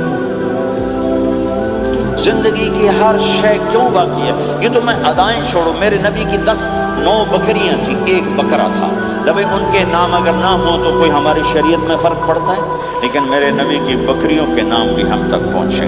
ایک کا نام تھا عجوہ، ایک کا نام تھا سقیہ، ایک کا نام تھا برکہ، ایک کا نام تھا ورثہ، ایک کا نام تھا زمزم، ایک کا نام تھا اطلال، ایک کا نام تھا اطراف، ایک کا نام تھا قمرا، غیثاء، یہ میرے نبی کی بکریوں کے نام ہیں۔ اور بکرا تھا، اس کا نام تھا یم، عجوہ، سقیہ، زمزم، برکہ، ورثہ، اطلال، اطراف، غیثاء، قمراء۔ اور اس میں آپ کی بکری قمراء آپ کی زندگی میں مر گئی تھی، اتنی ڈیٹیل بھی موجود ہے۔ آپ کے 2 گدھے تھے، ایک کا نام تھا عفیر، ایک کا نام تھا یعفور۔ جس دن آپ کا انتقال ہوا، یعفور پورے مدینے کی گلیوں میں روتا پھر رہا تھا، وہ چیختا پھر رہا تھا، یہاں تک کہ کنویں میں چھلانگ لگائی اور مر گیا تھا۔ آپ کی 4 اونٹنیاں تھیں، عصبہ، شہبہ، جدعہ، قصوہ۔ اس میں جو آپ کی اونٹنی عصبہ تھی، ادھر آپ کا انتقال ہوا اور ادھر اس نے بیٹھے بیٹھے رونا شروع کر دیا، اور چارہ بھی چھوڑ دیا، پانی بھی چھوڑ دیا، اور بیٹھے بیٹھے بھوکی پیاسی مر گئی، چارہ نہیں کھایا، پانی نہیں پیا۔ آپ کے 2 خچر تھے، ایک کا نام تھا دلدل، ایک کا نام تھا فضہ۔ آپ کے 2 اونٹ تھے، ایک کا نام تھا عسکر، ایک کا نام تھا ثعلب۔ گھوڑے آپ نے بہت رکھے، آئے گئے، ورد، یاسوب، یعقوب، مرتجل، لساس، طراز، سقب، سبحہ، ورد، یہ سجل، یہ میرے نبی کے خوبصورت عالی شان گھوڑے ہیں۔ گھوڑوں کے نام بھی ہم تک آئے ہوئے ہیں۔ میرے نبی کا نسب اگر ہمیں نہ معلوم ہو تو ہماری شریعت میں کیا فرق پڑتا ہے؟ لیکن آدم علیہ السلام تک اللہ تعالیٰ نے اپنے حبیب کا نسب پیڑھی کو سلامت رکھا ہوا ہے۔ محمد بن عبداللہ بن عبد المطلب بن ہاشم بن عبد مناف بن قصی بن کلاب بن مرہ بن کعب بن لبی بن غالب بن فہر بن مالک بن نضر بن کنانہ بن خزیمہ بن مدرکہ بن الیاس بن مدر بن نزار بن معد بن عدنان بن اود بن حمیسہ بن سلامان بن عوز بن بوز بن قموال بن عبی بن عوام بن ناشد بن حزا بن بلداس بن یطلاف بن طابق بن جاحم بن ناحش بن ماخی بن عیفی بن عبقر بن عبید بن الدعاء بن حمدان بن سنبر بن یثربی بن یحسن بن یلحن بن ارعوا بن عید بن زیشان بن عیسر بن اقناط بن ایہام بن مقصر بن ناحد بن زار بن سمی بن مزی بن عوض بن عرام بن قیدار بن اسماعیل بن ابراہیم بن آذر بن ناحور بن سروج بن رعو بن فائل بن عابر بن ارفخشاد بن سام بن نوح بن لامک بن متوشال بن ادریس بن یرد بن ملہلیل بن قینان بن آنوش بن شیسر بن آدم علیہ السلام۔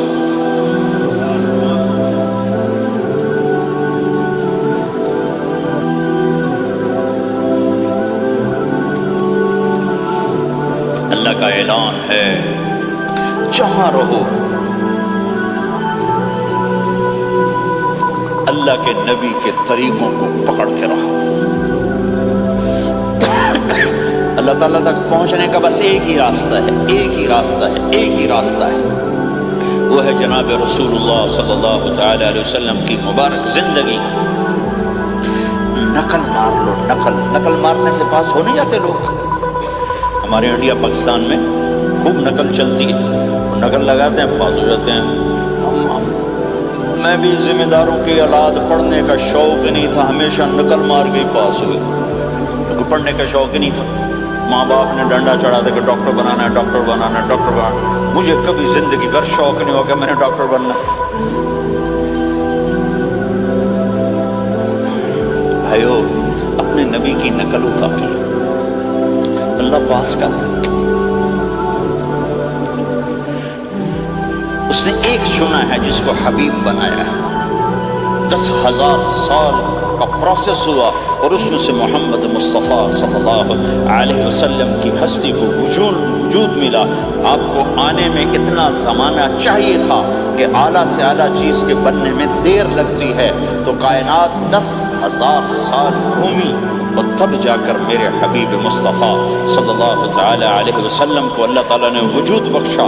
سب سے عالی نسب، سب سے عالی خاندان، سب سے عالی صفات۔ اب اللہ کے خزانوں سے لینے کا راستہ پاؤنڈ نہیں، ڈالر نہیں ہے، تجارت نہیں ہے، اللہ سے لینے کا راستہ میرے نبی کا طریقہ ہے۔ تجارت میں ہو، زراعت میں ہو، جاب میں ہو، کھیتی باڑی میں ہو، میرے نبی کا طریقہ ایک مسجد کا ہے، نماز۔ 5 وقت کی نماز یہ میرے نبی کی آنکھوں کی ٹھنڈک ہے۔ 5 وقت کی نماز اس امت کی شان پہچان ہے، اور اللہ تعالیٰ نے پہلی امتوں پر اتنی بڑی مشقت ڈالی کہ ان کی نماز مسجد کے علاوہ کہیں نہیں ہوتی تھی، مسجد میں ہی ہوتی تھی۔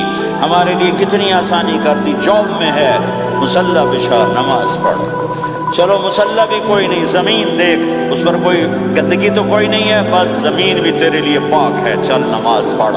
اور آسانی کر دی، پانی کوئی نہیں ہے، کوئی بات نہیں، مٹی میں ہاتھ مار، منہ پہ مار، پھر ایک ہاتھ مار، یوں کر، چل نماز پڑھ، میں تیری قبول کروں گا۔ یہ کسی امت کے ساتھ یہ نہیں ہوا، انہیں وضو ہی کرنا تھا چاہے پانی 50 میل پر موجود ہو، اور ہمارے لیے پانی کوئی نہیں ہے، چلو تیمم، مٹی میں ہاتھ ہمارا یوں کیا، پھر ہاتھ ہمارا ایک یوں کیا، ایک یوں کیا، چل بھائی اللہ اکبر، قبول۔ عمار بن یاسر رضی اللہ تعالیٰ عنہ سفر میں تھے، ان کو نہانے کی ضرورت ہو گئی، نائٹ فال ہو گیا، تو انہوں نے سوچا کہ ویسے تو آدمی کو وضو کی ضرورت ہوتی ہے تو خالی منہ پہ ہاتھ مارا اور کونیوں تک، لیکن مجھے تو غسل کی ضرورت ہے، تو خالی اس سے تو کافی نہیں ہوگا۔ تو انہوں نے کپڑے اتارے، اکیلے تھے، ریت کے اوپر کبھی یوں لیٹے، کبھی یوں لیٹے، کبھی یوں لیٹے، 3-4 دفعہ یوں اور یوں رول ہوتے ہوتے پھر انہوں نے نماز پڑھی۔ آئے اللہ کے نبی کے بارگاہ میں، یا رسول اللہ مجھے رات کو نہانے کی ضرورت پڑ گئی، تو میں نے کہا وضو کے لیے تو خالی یہ 2 دفعہ کرنا کافی ہے، تو یہ تو نہانا تھا، تو میں تو ریت میں خوب رول ہوتا رہا۔ میرے نبی نے انما یکفیک ضربتان، ارے سیدھے بندے عمار، اس کے لیے بھی اتنا ہی کافی تھا کہ تو یوں کرتا اور یوں کرتا اور تو پاک ہو جاتا۔ اللہ نے اس نبی کے طفیل، اس محبوب مصطفیٰ صلی اللہ علیہ وسلم کے طفیل، اللہ نے کیا کیا سہولتیں اور آسانیاں ہمیں عطا فرمائیں۔ پھر نماز 4 کی 2 رکعت کرتی، کہ تم مسافر ہو 2 پڑھو، روزے میں سفر میں روزہ معاف کر دیا، بعد میں رکھ لینا، مال میں رکھ لینا، قضا کرنے کا حکم، بالکل چھوڑنے کا نہیں۔ اور کہا کہ بھائی مریض ہو چھوڑ دو، مسافر ہو چھوڑ دو، اور نماز 2 رکعت کر دو، سنتیں چھوڑ دو۔ ابن عمر رضی اللہ تعالیٰ عنہ بیٹھے تھے تو انہوں نے 2 رکعت پڑھ کے بیٹھ گئے، تو ان کے خادم نے کہا سنتیں نفل نہیں پڑھو گے؟ کہا اگر پڑھتا تو 4 فرض پڑھتا، میرے اللہ نے معافی دی تھی تو میں کیوں پڑھوں؟ میرے نبی نے سفر میں سنتیں نہیں پڑھی کبھی، اپنی امت کو سہولت دینے، فجر کی سنتیں 2 پڑھتے تھے، اس کے علاوہ سنتیں نہیں پڑھی تاکہ میری امت کو سہولت ہو، آسانی ہو۔ ایک دفعہ بارش ہو رہی تھی، وہ کوئی جگہ نہیں تھی نماز پڑھنے کے لیے، تو آپ نے اپنی اونٹنی کو آگے کیا اور اس پر بیٹھ گئے، بیٹھے تھے، پیچھے صحابہ نے اونٹنیوں پر ہی صفیں بنائی، اور یہ نماز اونٹنی پہ بیٹھ کر ادا کی گئی۔ بارش کے اندر نماز اونٹنی کے اوپر نماز بھی ہو گئی، رکوع بھی ہو گیا، سجدہ بھی ہو گیا، سلام بھی ہو گیا۔ پہلی امتوں کے لیے نہیں تھا، سجدہ ہی کرنا پڑے گا۔ یہ اللہ کے محبوب مصطفیٰ صلی اللہ تعالی علیہ وسلم کی طفیل میرے اللہ نے ہم پہ فضل و احسان کیا، تو میرے نبی کی زندگی میں عبادات میں نماز سب سے اعلیٰ نظر آتی ہے، سب سے نمایاں نظر آتی ہے، اور پھر بازار میں، گھر میں، دفتر میں، ماحول میں میرے نبی کے اخلاق، یہ زندگی کا دوسرا روشن پہلو ہے۔ میرے نبی کی ساری زندگی دو لفظوں میں آتی ہے، عبادت اخلاق، عبادت اخلاق، یا تو اور لفظ حقوق اللہ حقوق العباد، حقوق اللہ حقوق العباد، حقوق اللہ میں نماز سب سے اعلیٰ، اور حقوق العباد میں لوگوں کی برداشت کرنا، لوگوں سے درگزر کرنا، معاف کرنا، جھوٹ سے بچنا، دھوکے سے بچنا۔ میرے نبی سے پوچھا گیا یا رسول اللہ مسلمان کنجوس ہو سکتا ہے؟ آپ نے کہا ہو سکتا ہے۔ یا رسول اللہ مسلمان کمزور ہو سکتا ہے، بزدل ہو سکتا ہے، ڈرپوک ہو سکتا ہے؟ آپ نے کہا ہو سکتا ہے۔ یا رسول اللہ مسلمان جھوٹ بول سکتا ہے؟ آپ نے کہا نہیں، جھوٹ نہیں بول سکتا، جھوٹ نہیں بول سکتا۔ ہے میرے نبی نے فرمایا میرا امتی ہر گناہ کر سکتا ہے پر ایک جھوٹ نہیں بولے گا، ایک دھوکہ نہیں دے گا، لیکن پوری دنیا میں سب سے زیادہ جھوٹ بولنے والا اور دھوکہ دینے والا وہ اس امت کا فرد بن چکا ہے۔ سب سے زیادہ دھوکہ دینے والے ہم بن گئے، سب سے زیادہ جھوٹ بولنے والے ہم بن گئے۔ اور میرے نبی نے فرمایا تھا کہ مسلمان جھوٹ نہیں بولتا، دھوکہ نہیں دیتا، ہر گناہ کر سکتا ہے، جھوٹ نہیں بولے گا، دھوکہ نہیں دے گا۔ یہ میرے نبی کی زندگی کا دوسرا پہلو ہے کہ سچائی پہ جمو۔ چند پیسے بچانے کے لیے جھوٹ بولنا، ٹیکس بچانے کے لیے جھوٹ بولنا، کتنے پاؤنڈ بچا لو؟ ادھر تمہارے سامنے سچ روشن کھڑا ہوا ہے۔ میرے نبی نے کہا الصدق ینجی والکذب یہلک۔ ادھر جھوٹ کھڑا ہے، ادھر جھوٹ کے ساتھ 4 پاؤنڈ بچیں گے، ادھر سچ کے ساتھ اللہ ملے گا، لے لو جو لینا ہے لے لو۔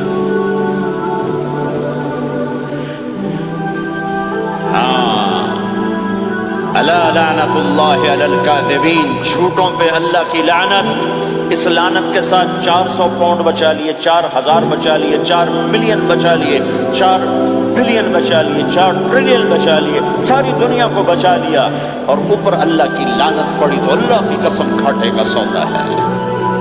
اور سچے ہو گئے، سچ بولا، یہ میں 100 پاؤنڈ کماتا ہوں، لے لو جو لینا ہے اس میں سے، یہ میں 1000 پاؤنڈ کماتا ہوں، لے لو جو لینا ہے، یہ میں 50,000 پاؤنڈ کماتا ہوں، لے لو جو لینا ہے، کہ مسلمان کی زبان سے جھوٹ نہیں نکلتا، سچ ہی بولتا ہے۔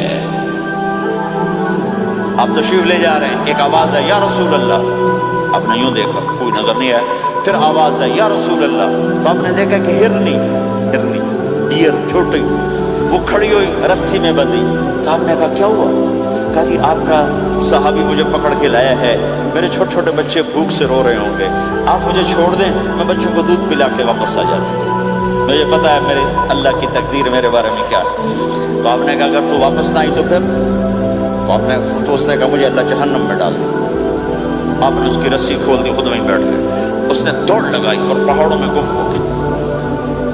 تھوڑی دیر کے بعد وہ دوڑتی ہوئی آئی اور آ کے سر یا رسول اللہ میں حاضر ہو گیا۔ تو آپ نے اس کو باندھ کے وہیں آپ بیٹھ گئے نہیں۔ دیر کے بعد وہ صحابی آئے جنہوں نے اس کو شکار کیا تھا، پکڑا تھا، تو کہنے لگے ان کا یا رسول اللہ آپ یہاں کیسے؟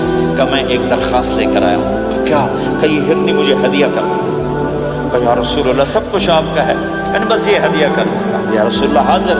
تو آپ نے اس کو لے کر رسی اس کی گردن سے لے نکالی کہ جا بچی اپنے بچوں کے پاس جا کے خوشی منا، سچ نجات دیتا ہے اور جھوٹ ہلاک کرتا ہے۔ ایک ہرنی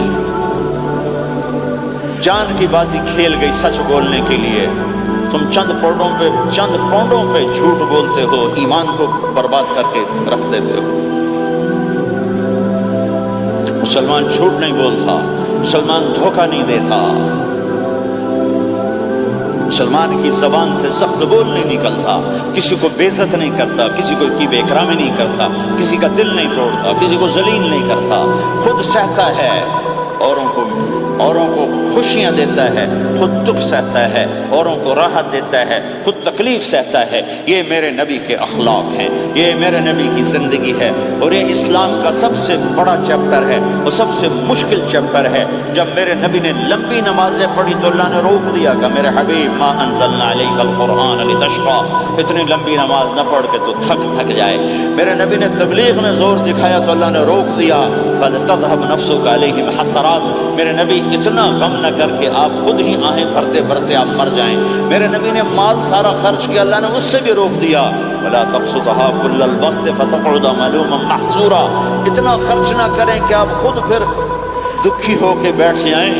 خرچ کرنا بہت بڑا عمل، تبلیغ سب سے سارے عملوں کا سردار عمل۔ تبلیغ سے بڑا کوئی کام ہوتا تو اللہ نبیوں کو دیتا، اگر تبلیغ سے بڑھ کر کوئی کام ہوتا تو اللہ نبیوں کو دیتا، گشت سے بڑھ کر کوئی محنت ہوتی تو اللہ نبیوں کو دیتا۔ 950 سال نوح علیہ السلام گشتی کر رہے ہیں، اور اللہ کی مان لو، اللہ کی مان لو، اتنا عظیم عمل کا میرے نبی درمیانہ نماز سب سے بڑی عبادت، میرے نبی درمیانہ کام۔ لیکن جب میرے نبی نے اخلاق اچھے کیے، دشمن کو معاف کرنا، لیکن ایک آدمی آپ سوئے ہوئے تھے، آپ کی تلوار لٹکی تھی، ایک آدمی آیا، اس نے آپ کی تلوار اتاری اور یوں ماری پسلی میں، آپ اٹھ کے بیٹھ گئے۔ اب وہ قتل کے ارادے کے لیے آ چکا ہے اور تلوار یہاں ہے، کہتا من یمنعک منی، اب بول تمہیں کون بچائے گا؟ تو آپ نے مسکراتے ہوئے کہا اللہ، تو اس کے ہاتھ سے تلوار گر پڑی، تو آپ نے اٹھا لی، آپ نے یوں سیدھی کی، اب تو بچا، تجھے کون بچائے گا؟ کہنے لگا مجھے تو ہی بچائے گا، وہ تو اللہ کو جانتا نہیں تھا، کہا بابا مجھے تو ہی بچائے گا۔ تو آپ کہتے ہیں اس کا سر اڑا دو، یہ نبی کو قتل کرنے آیا ہے۔ میرے نبی نے فرمایا کلمہ پڑھتے ہو؟ کہا نہیں پڑھتا۔ کہا جاؤ معاف کیا۔ یہ میرے نبی کے اخلاق ہیں۔ 20 سال جنہوں نے قتل کے منصوبے بنائے، قتل کے منصوبے، مکہ والے، جب آپ مکہ میں فاتحانہ داخل ہوئے، ابو سفیان سب سے زیادہ آپ کو دکھ پہنچانے والوں میں پیش تو آپ نے ابو سفیان کو عزت دی۔ جو ابو سفیان کے گھر میں داخل ہوگا اس کو کچھ نہیں کہا جائے گا۔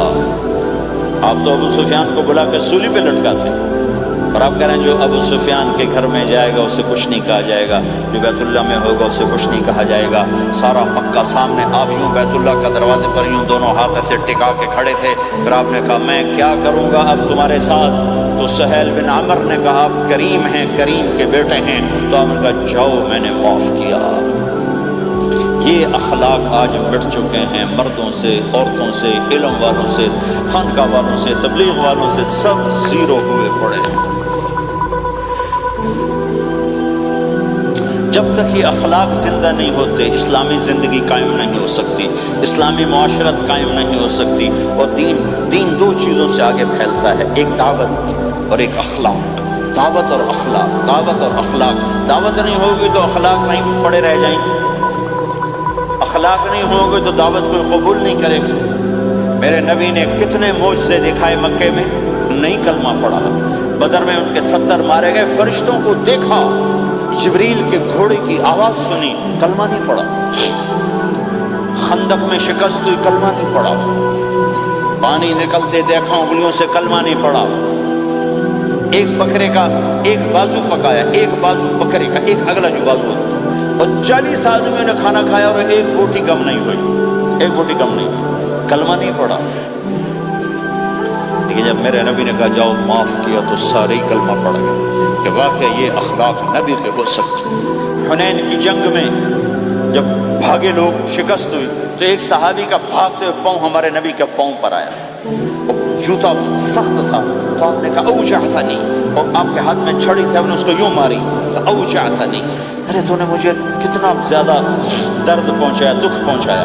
وہ بیچارے پگھل کے رہ گئے اور پریشان ہو گئے، اور فرماتے ہیں سارا دن میں پریشان، ساری رات پریشان کہ اللہ کے نبی کو میں نے تکلیف پہنچائی، اب میرا کیا بنے گا؟ اگلا دن ہوا تو اعلان ہو رہا تھا بھائی جس کا پاؤں نبی کے پاؤں پہ آیا تھا اس کو اللہ کے نبی بلا رہے ہیں۔ تو صحابی کہنے لگے میں نے سمجھا بس اب میری تو دنیا بھی گئی اور آخرت بھی گئی. اب میرے اوپر کیس بنے گا اور مجھے ڈانٹ ڈپٹ بھی ہوگی, میرا کتنا بڑا گھاٹا نقصان ہوگا. یہ حاضر ہوئے ڈرتے ڈرتے. تو آپ نے فرمایا میرے بھائی کل میں نے تمہیں چھڑی ماری تھی, وہ مجھے معاف کر دینا, اور یہ 80 اونٹ تمہیں ہدیہ دیتا ہوں. 80 کیملز یعنی 80 پراڈو, 80 رینج روور کا یہ میری طرف سے تمہیں ہدیہ ہے. وہ حیران پریشان, یہ میرے نبی کے اخلاق ہیں, یہ میرے نبی کے اخلاق ہیں. کانٹے بچھانے والی نے 4 دن آنا چھوڑ دیا, بیمار ہو گئی تھی. تو آپ نے کہا کیا بات ہے, وہ ہمارے راستے میں اب کانٹے کوئی نہیں ہے. کہا جی وہ بیمار پڑی ہے جو کانٹے بچھاتے تھے. تو آپ اس کے گھر چلے گئے, ماں جی خیریت تو ہے, آپ ٹھیک تو ہیں؟ کہا بیٹا مجھے کلمہ پڑھا دے, بس تیرے اخلاق نے مجھے فتح کر لیا ہے.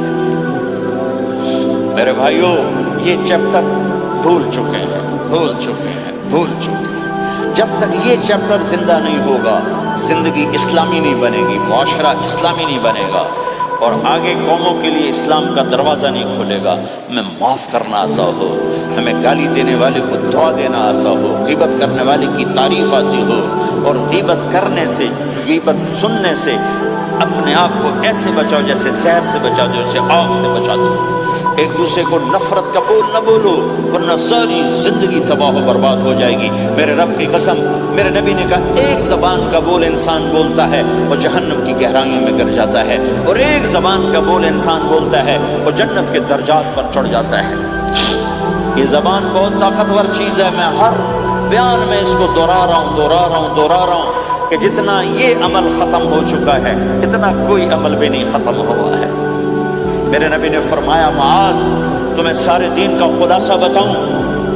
معاذ الا انبئک بملاک ھذا کلہ, میں تمہیں پورے دین کا خلاصہ بتاؤں؟ کون معاذ, کون معاذ جس کے ہاتھ میں علماء کا جھنڈا ہوگا؟ کون معاذ؟ میں ابھی مئی میں ان کے اردن اجتماع میں گیا, آگے ان کے اربد میں گئے, آگے وہاں ان کا مقبرہ ہے 18 کلومیٹر.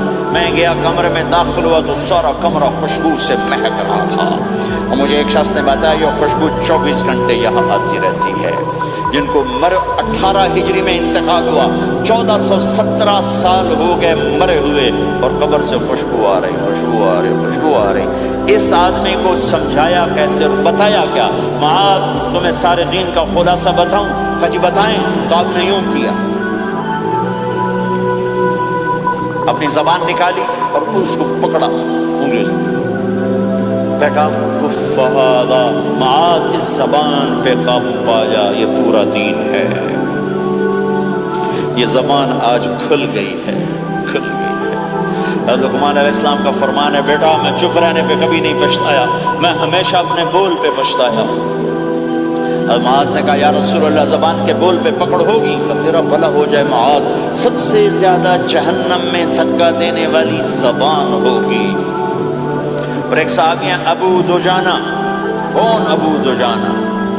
السابقون الاولون من المہاجرین والانصار, اس میں پہلی صف کے صحابہ. کون ابو دجانہ؟ جب آپ حج پر گئے تو اپنی جگہ مدینے کا امیر ابو دجانہ کو بنایا. ابو دجانہ حج میں شریک نہیں ہوئے, کہ آپ نے اپنی جگہ ان کو اپنا نائب بنا کے وہاں کھڑا فرمایا ابو دجانہ میری جگہ پر مدینے کا امیر ہے, یہ وہ ابو دجانہ ہیں. کون ابو دجانہ؟ جو جنگ بدر سے لے کر آخری حج تک ہر سفر میں شریک ہیں, ہر سفر میں شریک ہیں. ان کی ایک بات میں بتانا چاہتا ہوں, پہلے تھوڑی سی ان کی ہسٹری بتانا چاہتا ہوں. کون ابو دجانہ؟ احد کی جنگ میں آپ نے تلوار اٹھائی, کہ اس تلوار کو کون لے گا؟ کئی صحابہ کھڑے ہو گئے. آپ نے کہا اس تلوار کا حق کون ادا کرے گا؟ سارے بیٹھ گئے, 3 آدمی کھڑے رہے, ایک زبیر بن عوام, ایک عمر بن خطاب, ایک ابو دجانہ. ان کا نام ہے سماک بن خرشنہ, سماک بن خرشنہ ان کا نام ابو دجانہ سے مشہور ہے. تو آپ نے تلوار نہ عمر کو دی, نہ زبیر کو دی, ابو دجانہ کو دی تھی. تو عمر رضی اللہ عنہ نے تو محسوس نہیں کیا, حضرت زبیر نے محسوس کیا کہ اس کو کیوں دی, مجھے کیوں نہیں. میں مہاجرین میں سے ہوں, میں پھوپھی کا بیٹا ہوں, میں اس سے دلیری میں کم نہیں ہوں. بلکہ حضرت زبیر کی دلیری کی تو دھاک تھی, جدھر سلوار چلتے تھے کاٹتے چلی جاتی تھی. کہنے کہ میں دیکھوں گا یہ کیا کرتا ہے. تو ابو دجانہ کے پیچھے پیچھے زبیر کو لیے. تو ابو دجانہ نے جو حملہ کیا تو 3000 کا لشکر تھا, اس کو چیر کے پار نکل گیا, پورے لشکر کو کاٹ کے پار نکل گیا. اور آگے عورتیں کھڑی تھیں جو مکے کے لشکر کو تیار کر رہی تھیں. نحن بنات طارقی نمشی علی النمارقی مشی القتل بوارقی المسک فی المخالقی المسک فی المفارقی والدر فی المخالقی ان تقبلوا نعانقی وتدبروا نفارقی فراق غیر وامقی. یہ گانا گا رہی تھی اور ان کو تیار کر رہی تھی. تو جب ابو دجانہ کی تلوار نظر آئی تو سب بھاگی. ہندا پکڑی گئی تو آپ نے یوں اپنی تلوار ہندا کے سر پر رکھی, انہوں نے چیخ ماری, تلوار ہٹا لی. تو زبیر پیچھے پیچھے کہ لو یہ کیا کیا ہے. جنگ میں اگر کوئی عورت حصہ لے اسے مارنا جائز ہے, ویسے جائز نہیں ہے. عورت کو, بچے کو, بوڑھے کو ہاتھ لگانا جائز نہیں ہے. تو انہوں نے کہا تلوار کیوں نہیں چلائی؟ کہا میرے محبوب کی تلوار ہے, عورت کے خون سے رنگین کر کے اس کی شان نہیں گھٹانا چاہتا. یہ میرے نبی کی تلوار. پھر واپس ہوئے, پھر اٹیک کیا اور پھر مجمع کو چیر دیا. سامنے ایک آدمی آ رہا تھا ہاتھی کی طرح, اتنا لمبا موٹا تازہ. تو زبیر کہنے لگے میرے جی میں آیا کبھی اس کی ٹکر ہونا, پھر میں دیکھوں ابو دجانہ کیا چیز ہے. تو اللہ کا کرنا ایسا ہوا ابو دجانہ دونوں آمنے سامنے ہو گئے. دو ایسے شاہ سوار تھے کہ دونوں طرف کے لشکر ذرا تھم گئے اور وہ دونوں ڈٹ گئے. ابو دجانہ کے اپنے جوہر, اس پہلوان کے اپنے جوہر, غبار اٹھا, مٹی اٹھی, اور اس کی اپنی طاقت, ان کی اپنی طاقت, انہوں نے ابو دجانہ کو اس نے زخمی کر دیا. ابو دجانہ نے جو جوش میں آ کے ماری تلوار, اس کو لگی یہاں, تو اتنی طاقت سے لگی کہ اس کے نیچے اتر کر 2 ٹکڑوں میں تقسیم کر دی. ماری, ایک حصہ ادھر ایک حصہ. پھر یوں دیکھا اور اپنے چہرے سے لوہے کی ٹوپی اتاری. کما ترا انا ابو دجانہ, کیا دیکھ رہے ہو, میں ہوں ابو دجانہ. تلوار صحیح لی ہے میں نے, غلط نہیں لی. یہ ابو دجانہ ہے. اور جب شکست ہو گئی احد کی جنگ میں اور پھر 10-12 آدمی نے آپ کو گھیرے میں لیا ہوا تھا, ان میں ایک ابو بکر تھے, عمر تھے, علی تھے, طلحہ تھے, زبیر تھے, سعد بن ابی وقاص تھے, اور سہل بن حنیف تھے, عبادہ قتادہ بن نعمان تھے, اور ابو دجانہ تھے رضی اللہ تعالی عنہم. ان میں سے ایک ابو دجانہ بھی تھے. اور یمامہ کی جنگ میں ابو دجانہ شہید ہوئے. یمامہ کی جنگ میں شہید ہوئے. یہ ابو دجانہ کی تھوڑی سی سیرت آپ کے سامنے آئی ہے. اس کے بعد اب آپ ان کے قول کو سنو تاکہ اس کا وزن آپ کے سامنے آئے. یہ بدر کے شریک ہیں. اللہ کے نبی نے کہا بدر کا صحابی جو مرضی کرے بخشا گیا. یہ صلح حدیبیہ کے شریک ہیں. اللہ نے قرآن میں کہا لقد رضی اللہ, میں ان سے راضی ہو گیا. یہ صحابی ہیں. اللہ نے کہا کلا وعد اللہ الحسنى, اے میرا نبی تیرے ہر صحابی کے لیے جنت کا وعدہ ہے. اب یہ کیا کہتے ہیں, یہ کیا کہتے ہیں لوگوں, ان ارجع عملی عند, لوگوں میرے پاس, ابو دجانہ میرے پاس بخشش کا سب سے بڑا عمل جانتے ہو کیا ہے؟ بدر نہیں, احد نہیں, حدیبیہ نہیں, خندق نہیں, خیبر نہیں, فتح مکہ نہیں, آخری حج نہیں. کیا ہے, کیا ہے لوگوں, ان ارجع عملی عندی, میرے پاس آخرت میں بخشش کا سب سے بڑا عمل بس ایک ہے کہ ما آذیت احدا باللسان, میں نے اپنی زبان سے کبھی کسی کو دکھ نہیں پہنچایا. ولا اجد فی قلبی غلا لاحد, اور میرے دل میں کسی کے لیے بغض کوئی نہیں ہے, بس یہ میری بخشش کا عمل ہے. تو بھائیو, نبی کے اخلاق میں 2 چیزیں لے لو. ایک زبان سے کسی کو دکھ نہ دو, ایک دل میں کسی کا بغض نہ رکھو. اللہ کی قسم بغیر حساب کتاب کی جنت میں جاؤ گی. بڑے بڑے جنید بغدادی اور بڑے بڑے معرفت والے تمہیں دیکھتے رہ جائیں گے. تمہاری رفتار اتنی تیز ہوگی کہ تمہیں وہی پکڑ سکے گا جس کا یہ 2 عمل تم سے زیادہ اچھا ہوگا. جس روڈ پہ رش ہوتا آپ وہاں سے گاڑی ہٹا لیتے ہیں. ادھر نہیں, ادھر رش ہے, وہ آپ کو سائن وغیرہ آپ کو آ جاتے ہیں کہ بھائی ادھر بلاک ہے, ادھر نہیں جانا, ادھر جانا ہے.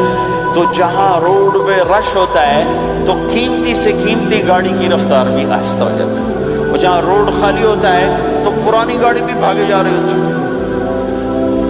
ہمارے یہاں پرانی گاڑی ہوتی ہے نا، پرانی بسوں کے پیچھے لکھا ہوتا ہے نہ انجن کی خوبی نہ ڈرائیور کا کمال، خدا کے سہارے چلی جا رہی ہے۔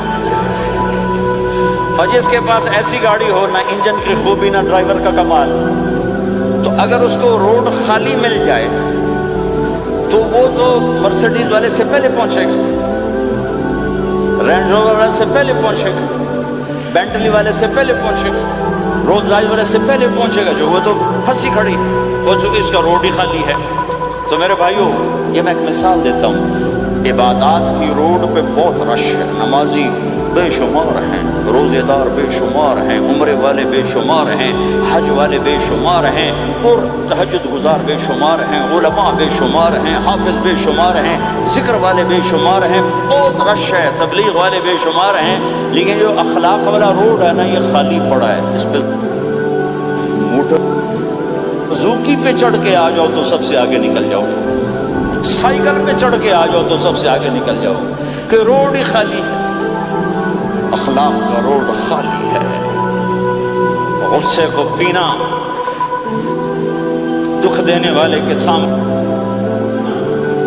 درد دینے والے کو خوشیاں دینا، گالی دینے والے کو دعا دینا، کرو تو صحیح۔ میرے رب کی قسم، اس میں وہ لذت ہے، وہ لذت ہے کہ ساری دنیا کی لذتیں تمہیں بھول جائیں گی اگر یہ لذت تمہیں مل گئی۔ بیجا ایام کی تلخی کو بھی ہنس کے ناصر، غم کے سہنے میں بھی قدرت نے مزہ رکھا ہے۔ اپنے لہو کے گھونٹ پی، زخم پہ زخم کھا کے جی، آہ نہ کر لبوں کو سی، عشق ہے دل لگی نہیں، سینے پہ تیر کھائے جا، آگے قدم بڑھائے جا، یعنی زبان حال سے کہہ دے کہ ہاں ستائے جا۔ آج اخلاق کوئی نہیں ہے، میں تو روتا پھرتا ہوں۔ تبلیغ میں نکلو نکلو نکلو، خانقاہوں میں ذکر ذکر ذکر، اور مدرسوں میں فقہ فقہ فقہ، کوئی تو اس سبب کو بھی، یا اور بھی دکھ ہیں زمانے میں محبت کے سوا، راحتیں اور بھی ہیں وصل کی راحت کے سوا۔ جس دن امت کے اخلاق زندہ ہوئے، آپ اسلام کی بہار دیکھو گے۔ اگر اپنے گھر میں خوشیاں لانا چاہتے ہو تو اللہ کی قسم بڑے گھر سے نہیں آئے گی، کوئی 5 لاکھ پاؤنڈ کی گاڑی سے خوشی نہیں آئے گی، کوئی بہت بڑا عالی شان بنگلہ بنانے سے خوشی نہیں آئے گی، تمہارے اخلاق سے گھر میں خوشی آئے گی۔ اگر بیوی کا سلوک تمہارے ساتھ اچھا ہے، تمہارا سلوک بیوی کے ساتھ اچھا ہے، اس گھر میں خوشی ہے۔ بیوی کا بول بدتمیز ہو تو خامند کی زندگی برباد، خامند کا بول بدتمیز ہو تو بیوی کی زندگی برباد، اولاد بد اخلاق ہو تو ماں باپ کی زندگی برباد، ماں باپ میں سختی ہو تو اولاد کی زندگی برباد، بھائی بھائی میں بول میں سختی ہو تو بھائی کی زندگی برباد، بہن بھائیوں میں سختی ہو تو بہن بھائی کی زندگی برباد، نیبر کے ساتھ سختی ہو تو نیبر کی زندگی برباد۔ میرے نبی نے فرمایا، ما آمن بی من بات شبعان و جارہ جاعی، وہ میرے اوپر ایمان لایا ہی نہیں جو خود پیٹ بھر کے کھائے اور پڑوسی بھوکا ہو۔ واللہ لا یؤمن، واللہ لا یؤمن، واللہ لا یؤمن، 3 دفعہ اللہ کی قسم ایمان والا نہیں، اللہ کی قسم ایمان والا نہیں، اللہ کی قسم ایمان والا نہیں۔ کون یا رسول اللہ؟ الذی لا یأمن جارہ بوائقہ، جو پڑوسیوں کو تنگ کرے وہ ایمان والا نہیں ہے۔ میرے بھائیوں، یہ چیپٹر مٹ چکا ہے، کہیں نہیں دیکھنے کو ملتا ہے۔ ایسا نہیں کہ دنیا خالی ہو گئی ہے، لیکن 1 کروڑ میں 1 ملا تو کیا ملا، 1 کروڑ میں بھی 1 نہیں ملتا۔ میں بڑے لمبے سفر کر کر کے اس نتیجے پر پہنچا ہوں کہ 1 کروڑ مسلمان اکٹھے کروں، اس میں لاکھوں تہجد گزار ہوں گے، لاکھوں 5 وقت کے نمازی ہوں گے، اس میں لاکھوں عمرے حج کرنے والے ہوں گے، اس میں لاکھوں علماء حفاظ ہوں گے، لیکن شاید اخلاق والا ایک بھی۔ اپنی زندگی کو اگر سکھ دینا ہے، چیزوں کے پیچھے نہ دوڑو، اخلاق بناؤ۔ مقدر کی چیزیں ملیں گی، کمائیوں میں حلال لاؤ، حرام سے بچو، سچ پہ آؤ، جھوٹ سے بچو، دھوکہ نہ دو کسی کو، ورنہ زندگی ویران ہو جائے گی۔ ٹیکس بچانے کے لیے جھوٹ نہ بولو، ورنہ دل کالا ہو جائے گا۔ جھوٹ پیسے کی خاطر، لعنت ہے اس دولت پر، لعنت ہے اس ملک پر۔ ہے کیا کیا مثالیں اس امت نے قائم کی ہیں، اچھوں سے برے، بروں سے اچھے ہمیشہ پیدا ہوتے چلے آئے۔ یزید فاسق، فاجر، ظالم، 3 بر اعظم کی حکومت چھوڑ کے مر رہا ہے، 34 سال کی عمر، اور بعض آتا ہے 38 سال کی عمر، 40 سال کو نہیں پہنچا، 40 سال سے پہلے مر گیا۔ اس کا بیٹا معاویہ بن یزید رضی اللہ تعالیٰ عنہ، 3 بر اعظم کی حکومت، 3 بر اعظم کی حکومت، 40 دن حکومت کی، 40 دن، پھر اپنے سارے خاندان کو اکٹھا کیا اور کہا دیکھو لوگو، جس حکومت کے نیچے حسین کا خون گرا ہو میں اس حکومت پہ لعنت بھیجتا ہوں، یہ ہے تمہاری حکومت، جس کو مرضی دے دو، مجھے نہیں چاہیے۔ 3 بر اعظم کی حکومت چھوڑ دی، صرف 22 سال کی عمر میں، 22 سال کی بھرپور جوانی کی عمر میں حکومت کو لات مار دی۔ میں چند پاؤنڈ کے لیے سچ کو لات مار دوں، میں چند پاؤنڈ کے لیے انسانوں کو دھوکہ دوں؟ تو بھائیو سچ کے عادی بنو، بڑا عالی خلق ہے سچ بولنا، بڑے عالی اخلاق ہیں لوگوں کو نفع پہنچانا، لوگوں کے سامنے میٹھا بنو، کڑواہٹ اندر رکھو، مٹھاس تقسیم کرو، پوری دنیا میں دین زندہ ہوگا۔ اس نقل و حرکت، یہ دعوت کی نقل و حرکت، میں بولٹن میں آج سے 31 سال پہلے بھی آیا تھا، 20 آدمی نہیں اکٹھے کر سکے تھے ہم، سارے دن کے گشتوں کے بعد ایک گرجا مسجد تھا اس وقت، تو ہم کو 50 آدمی اکٹھے نہیں کر سکے تھے، آیا ہزاروں کا مجمع ہے، اس کے پیچھے پتہ نہیں کتنی محنتیں ہوئی ہیں، تب جا کر یہ رنگ بنا ہے، اس ایک شکل بنی ہے، اس میں رنگ بھرنے کی ضرورت ہے، اور وہ ہے میرے نبی کے اخلاق، میرے نبی کی مبارک زندگی، جس میں درگزر، جس میں معاف کرنا، جس میں میٹھا بول، جس میں چھوٹا بن جانا اور دوسرے کو بڑا بنانا، جس میں سچ بولنا، جس میں دھوکے سے بچنا، یہ مسلمان کی شان ہے۔ تو ہمارے تو نوجوان یہاں کی لڑکیوں کو دھوکہ دیتے ہیں، پیپر بنانے کے لیے یہاں کی لڑکیوں سے شادی کرتے ہیں، ان کی زندگیاں برباد کر دیتے ہیں، اپنا ایمان خراب کرتے ہیں، ان کی زندگی خراب کرتے ہیں۔ مسلمان ہی دھوکے باز بن جائے تو لوگوں کو راہبری کون دے گا؟ راہبر کون بنے گا؟ تو میرے بھائیو، اللہ اس کے رسول کو ڈھونڈنے کے لیے یہ تبلیغ کی محنت ہے، در در پھرو، اور یہ 2 باتیں بن جائیں، ایک ہماری عبادات ٹھیک ہو جائے، ایک ہمارے اخلاق ٹھیک ہو جائے، اس کو لے کر جب ہم پھریں گے تو اللہ کے فضل سے ایک لہر چلے گی جو دنیا کے ہر آخری کونے تک پہنچے گی، ہر گھر کو اللہ تعالیٰ توحید کے نور سے روشن کر دے گی۔ اس کے لیے ہم وقت مانگتے ہیں کہ یہ ایک زندگی ہے جو میرے 1.25 گھنٹے کی تقریر سے 1.5 گھنٹے کی تقریر سے قابو میں نہیں آئے گی، اس کو سیکھنے کے لیے وقت مانگتے ہیں۔ نکلو میرے بھائیو، اور آج تک جو اللہ پاک کے ساتھ، اللہ کے رسول کے ساتھ کوئی جنگ کی، اس سے صلح کر لو، کسی سے لڑے ہوئے ہو فوراً صلح کر لو، اس کو بھی منا لو، اس سے بھی مان جاؤ، کسی سے روٹھے نہ رہو، کسی سے قطع تعلق نہ کرو، سب سے سلام کرو، دل کو صاف رکھو۔ ابو دجانہ جیسی ہستی فرماتے ہیں کہ میری بخشش کا عمل یہ ہے کہ زبان سے دکھ نہیں دیا، دل میں بغض کوئی نہیں، اور وہ کہتے ہیں میرا سب سے بڑا عمل ہے اپنے نبی کے اخلاق میں 2 باتیں لے لیں، اس زبان سے کسی کو دکھ نہ پہنچے، دل میں کتنا ہی لوگ ستائیں، بغض نہ رکھو، صاف کرو، دھو دو، اور فرائض میں نماز چھوٹے نہیں، اور پھر اس کو لے کر یہ امت پھرے، چونکہ اس امت کا کام بیٹھنا نہیں ہے، اس امت کا اجتماعی جرم ہے کہ انہوں نے اللہ کے دین کے لیے پھرنا چھوڑ دیا، اس امت کی اجتماعی خطا ہے کہ انہوں نے اللہ کے پیغام کو آگے پہنچانا اس کو اپنا کام نہ سمجھا، اس کے لیے پھرنا چھوڑ دیا تو اپنے بھی ہاتھوں سے نکل گئے، پرائے تو پہلے ہی پرائے تھے۔ تو میرے بھائیو، اس کے لیے نیت کرو، ارادے کرو، جو بھائی یہ تیار ہوں 1 دسمبر کے آخر تک تو وہ کھڑے ہو کر ذرا اپنے ناموں کا اظہار فرما دیں، اور یہ جو چھٹیاں آ رہی ہیں، یہ ساری چھٹیاں لگانے کے لیے جو نوجوان تیار ہوں وہ بھی کھڑے ہو کے اپنی شکلیں زیارت کروا دیں، اللہ بھی راضی ہو جائے، اللہ کا نبی بھی راضی ہو جائے، جلدی سے کھڑے ہو کر بتا دیں، فرمائیں جی۔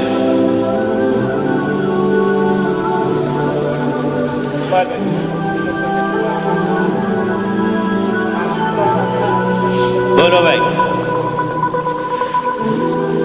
یہ چھٹیاں تو ماشاءاللہ ہوتی ہیں، اس میں نوجوانوں کو نکلنا چاہیے۔ اکثر نوجوان بیٹھے ہیں، اٹھو بھائی۔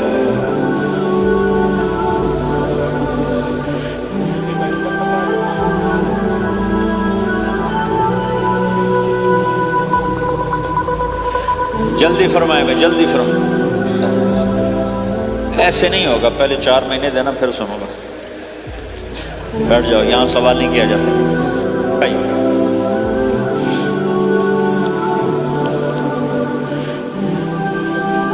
جلدی سے بتائیں بھائی، جلدی سے بتائیں بھائی،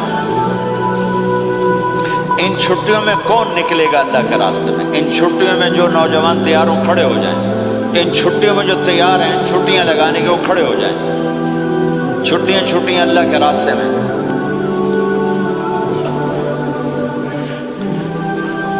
ہاں بھائی فرمائیں جی، فرمائیں جی بھائی۔ اور آپ کے لیے آسان کر دیتا ہوں، اس سال آج کیا تاریخ ہے بھائی؟ 22 نومبر۔ اگلے سال 22 نومبر تک اللہ زندگی رکھے، جو بھائی چلے 4 مہینے کے لیے تیار وہ کھڑے ہو جائیں۔ 1 سال کے اندر، 1 سال کے اندر انشاءاللہ ہم جائیں گے، وہ بھائی کھڑے ہو جائیں۔ 1 سال کے اندر انشاءاللہ ہم نے جانا ہے، ترتیب بنانی ہے، وہ کھڑے ہو جائیں۔ زندگی میں جو کہیں گے ہم نکلیں گے وہ بھی کھڑے ہو جائیں۔ چلو سارے بیریئر ہٹا دیتا ہوں، لو بھائی سب کی تشکیل ہو گئی۔ بیٹھ جاؤ بھائی، ماشاءاللہ بیٹھ جاؤ بھائی، بیٹھ جاؤ بھائی، بیٹھ جاؤ۔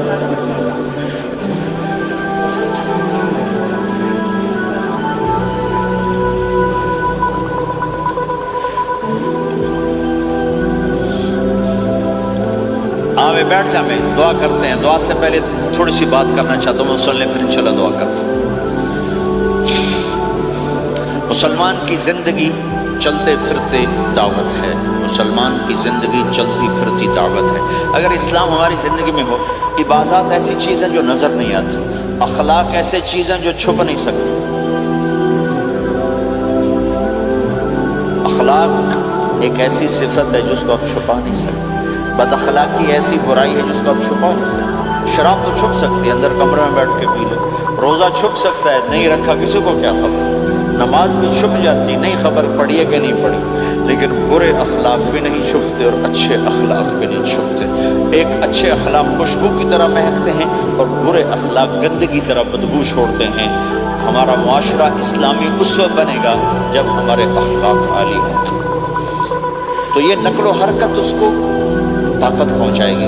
گھر بیٹھنے سے چیز نہیں آئے گی بھائی، پھرنا پڑے گا، تھکے کھانے پڑیں گے۔ لیکن ان تھکوں میں بھی اللہ نے بڑی لذت رکھی ہے، بہت عجب نشہ ہے اس کا۔ جنید جمشید مجھے پہلی دفعہ ملا 97، جب وہ بہت بڑا اس وقت تھا، وہ لیجنڈ گلوکار۔ تو اس نے مجھ سے کہا کہ مولانا جس گلیمر کو پاکستانی نوجوان خوابوں میں دیکھتے ہیں وہ گلیمر مجھے فزیکلی حاصل ہے، لیکن میرے اندر اندھیرا ہے، روشنی نہیں، خالی ہے۔ کیوں؟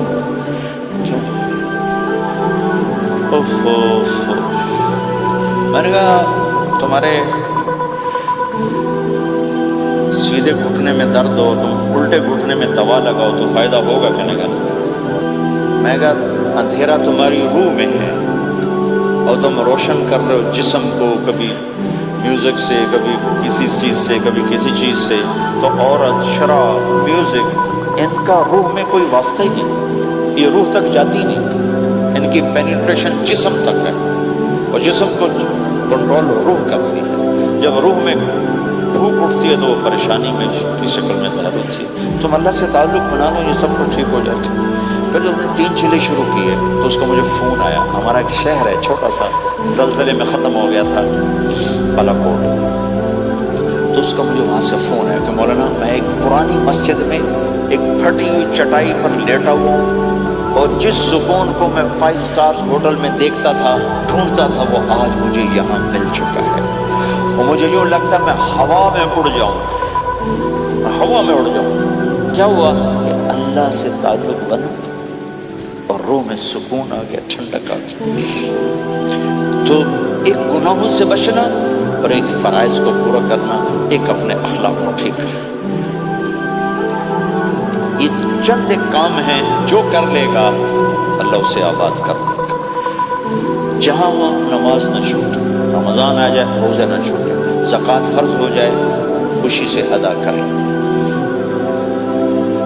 اپنی کمائیوں کو حلال پہ لائیں، غلط کاغذات سے، غلط پیپر سے، غلط ہیرا پھیری سے پیسہ نہ بنائیں، یہ پیسہ تباہی کے سوا کچھ نہیں لاتا۔ اپنی حلال کمائی کرو، کہ میرے نبی کا فرمان ہے جو صبح سے شام تک حلال کمانے میں تھکتا ہے اس دن کے سارے گناہ معاف ہو جاتے ہیں۔ سعد بن معاذ بیٹھے تھے، ان کے ہاتھوں پر اللہ کے نبی کی نظر پڑی تو ہاتھ بڑے سخت تھے، تو آپ نے کہا سعد تیرے ہاتھ اتنے سخت کیوں ہیں؟ کہا جی میں اپنے باغ میں خود کام کرتا ہوں، اس سے یہ سخت ہو گئے۔ تو آپ نے سعد کا ہاتھ پکڑا اور ایسے چوما اور کہا اپنے بچوں کو حلال کھلانے میں بچوں کو حلال کھلانے میں جو ہاتھ ایسا ہو جائے گا اس پہ جہنم کی آگ حرام ہو جائے گی۔ بھائیو حلال جھوٹ نہ داخل کرو، چاہے کتنے بڑے مفتی فتویٰ دیں کہ ٹیکس بچانے کے لیے جھوٹ بولنا جائز ہے، میں کہتا ہوں نہیں، سچ۔ دو سودے ہیں، ایک طرف چند سو پاؤنڈ ہیں، ایک طرف سچ ہے، جس کو لینا ہے لے لو۔ سچ کو لوگے تو اللہ کے قدموں میں چلے جاؤ گے، اللہ کے حبیب کی چھاؤں میں چلے جاؤ گے، اللہ کی چھاؤں میں چلے جاؤ گے۔ جھوٹ، ہاں صرف جھوٹ بولنا جائز ہے، دو بھائی لڑ پڑے ان میں صلح کرانے کے لیے جھوٹ بولنا جائز ہے۔ میاں بیوی لڑ پڑے تو بیوی کو منانے کے لیے خامد جھوٹ بول سکتا ہے، خامد کو منانے کے لیے بیوی جھوٹ بول سکتی ہے۔ اس کے علاوہ جھوٹ نہیں ہے، سچ کے ساتھی بنو۔ اللہ کی قسم وہاں سے رزق آئے گا جہاں سے وہم و گمان بھی۔ پھر آپ اس حکومت کو دھوکہ دیتے ہو جو آپ کی ہمدرد۔ ہماری حکومتیں تو خود بھی چور ہیں، تو ان کو چور پڑے ہوئے، چوروں کو چور پڑے ہوئے ہیں۔ تمہاری حکومتیں تو چور نہیں ہیں، تو تم پہ خرچ کرتے ہیں۔ ان سے بینیفٹ لینا ہو تو پیچھے ہو، ان کو ٹیکس دینا ہو تو کہ تو کدھر لکھا ہے شریعت میں ٹیکس دینا جائز ہے؟ کہاں لکھا ہوگا؟ آگے مفتی بھی بیٹھے ہوئے فتوے دینے کے لیے۔ جب ان سے نفع اٹھاتے ہو تو ان کو نفع پہنچاؤ، ان سے سہولتیں لیتے ہو ان کو سہولت پہنچاؤ۔ جو تمہارے خرچ کرنے میں دیانتدار ہیں ان کے ساتھ بددیانتی نہ کرو۔ مسلمان ہو اور دھوکہ، یہ دو چیزیں جوڑ نہیں سکتی۔ اپنی عیاشی تھوڑی کم کر دو تو اللہ اس میں برکت دے گا۔ آپس میں کبھی اونچ نیچ ہو جائے فوراً صلح کرو، لڑائی پہ باقی نہ رہو کہ یہ ہم نے بات نہیں کرنی، ہمارا سلام دعا ختم، ایسا کبھی نہ کرو۔ اونچ نیچ ہوتی ہے لیکن فوراً صلح کرو۔ ماں باپ میاں بیوی اکٹھے رہتے ہیں تو ہمارا سسرالی معاشرہ بہت سخت قسم کا ہے، ماں باپ اتنی مداخلت کرتے ہیں بچے میں ان کی زندگی تباہ کر دیتے ہیں۔ ساس سسر بہو پہ اتنا حق جتلاتے ہیں کہ خامد کا بھی اتنا حق نہیں رہ جاتا، اس سے زندگی ٹوٹ جاتی ہے۔ اگر سسر ہو بہو کو عزت دو، ساس ہے بہو کو عزت دے، بہو ہے ساس سسر کو عزت دے، لیکن اللہ کی قسم ساس اور سسر کا بہو پہ کوئی شرعی حق کوئی نہیں۔ میرے بچے کی شادی ہوئی، میں نے اپنی بیوی سے کہا بات سنو، ہم کسی کی بیٹی کو لے کے آ رہے ہیں، اگر ماں بن کے دکھاؤ گی تو میں یہاں اس کو لاؤں گا، اور اگر ماں بن کے نہیں دکھانا تو میں اس کو الگ کر دیتا ہوں، تاکہ ہم اس کی زندگی میں دخل انداز نہ ہوں، ہم ان کی زندگی کو خراب نہ کریں۔ اگر کسی کے پاس الگ گھر دینے کی وسعت نہیں ہے تو وہ خود تو الگ ہو سکتا ہے کہ نہیں ہو سکتا؟ ایک ہی گھر میں رہتے ہیں، الگ گھر کی وسعت نہیں، تو دونوں باہر نکل جاؤ، بچوں کی زندگی سے باہر نکل جاؤ، اپنا ان پر حاوی نہ کرو، ورنہ آپ خود بھی برباد ہو جاؤ گے، ان کو بھی برباد کر دو گے۔ کتنی طلاقوں کے پیچھے ساس اور سسر ہے، کتنی طلاقوں کے پیچھے میاں بیوی کی آپس کی بدتمیزی ہے کہ اس ماحول میں برداشت کرنے کا رواج ہی ختم ہو گیا۔ برداشت نہیں کرنا، بڑا نقصان سہنا ہے، چھوٹا نہیں سہنا۔ یہ ڈائمنڈ کیسے بنتا ہے؟ ڈائمنڈ کاربن ہے، وہ ڈائمنڈ کیسے بنتا ہے؟ وہ پریشر کو برداشت کرتا، اللہ چمکا کے اسے ڈائمنڈ بنا دیتا۔ تو نوجوانوں کے ذمے ہے کہ اپنی بیوی کو پروٹیکشن دیں ماں باپ سے، ماں باپ زیادتی کریں سامنے آ جائیں، ہاتھ جوڑیں، پاؤں پکڑیں، بدتمیز نہ ہوں کہ ابا جی میں آپ کا حکم، اب مجھے اس کا کیا کرنا ہے، اماں جی اب مجھے فرمائیں میں کیا کرنا ہے، میرے ذمے ہے، اس کے ذمے نہیں ہے۔ بیوی زیادتی کرنے لگے تو اس کے سامنے ہو جاؤ، دیکھو بیگم تیرا میرا رشتہ ٹوٹ سکتا ہے، ماں باپ کا رشتہ ٹوٹ نہیں سکتا ہے۔ ماں باپ کا وہ رشتہ ہے جسے توڑا نہیں جا سکتا۔ نکاح تو ایک بول پہ ٹوٹ جاتا ہے۔ میں تیری ہر ضرورت پوری کروں گا، لیکن تو میرے ماں باپ کے لیے تکلیف کا باعث نہ بن۔ یہ مرد کی ذمہ داری ہے۔ ہم یہ معاشرہ بھلا چکے ہیں۔ ہمارے پڑوسی ذمہ دار تھے، ان کے بچے کے نکاح میں گیا تو مجھ سے کہنے لگے مولانا میری بیگم نے مجھ سے کہا کہ دیکھو ہم زندگی گزار چکے ہیں، اب یہ بچے زندگی شروع کرنے لگے ہیں، تو پہلے میرے بیٹے کے لیے الگ گھر بنا اور اس کی بیوی کی ڈولی کو وہاں لے کے آ، میرے گھر میں نہ لانا کہ ایسا نہ ہو ہم میاں بیوی بچوں کی زندگی خراب کر دیں۔ تو پہلے میں نے بیٹے کا گھر بنایا ہے، اب اس کی شادی کر رہا ہوں، اس کی بیوی کی ڈولی وہاں اترے گی، میرے گھر میں نہیں اترے گی کہ ہم دونوں میاں بیوی کہیں ان کو خراب نہ کر بیٹھے۔ اور ہر آدمی کے پاس تو اتنے وسائل نہیں ہیں کہ وہ الگ گھر دے، لیکن یہ وسائل تو سب کے پاس ہیں کہ ان کی زندگی سے نکل جائے۔ ہاں ان میں کوئی کھٹ پٹ ہو جائے تو صلح کرانے آئے، لیکن ہوتا کیا ہے کہ لڑکے کے ماں باپ اپنے بیٹے کے حمایتی ہوتے ہیں، لڑکی کے ماں باپ اپنی بیٹی کے حمایتی ہوتے ہیں، اور آپس میں جنگ شروع ہو جاتی ہے۔ نہ یہ نیچے ہوتا ہے نہ وہ نیچے ہوتا ہے۔ نئی نئی شادی ہوتی، زندگی گزارنے کا پتہ نہیں ہوتا، ٹھوکریں کھاتے ہیں تو ان کو سنبھالنے کی ضرورت ہوتی ہے، لیکن ہوتا کیا ہے کہ ماں باپ اپنے بیٹے کے کان میں نہ بیوی کی شکایتیں لگاتے رہے، یہ کرتی ہے، یہ کرتی ہے، یہ کرتی ہے، اور وہ بچی کو اس کے ماں باپ کہتے رہے کہ یہ کرتے ہیں، یہ کرتے ہیں، یہ کرتے ہیں، زبان پر ٹیپ لگا رہے۔ تو آپ کی زندگی روشن ہو جائے گی، آپ کا جیون خوبصورت ہو جائے گا۔ اور کبھی اونچ نیچ ہو جائے تو معافی مانگو، فوراً معافی مانگو۔ میاں بیوی لڑ پڑیں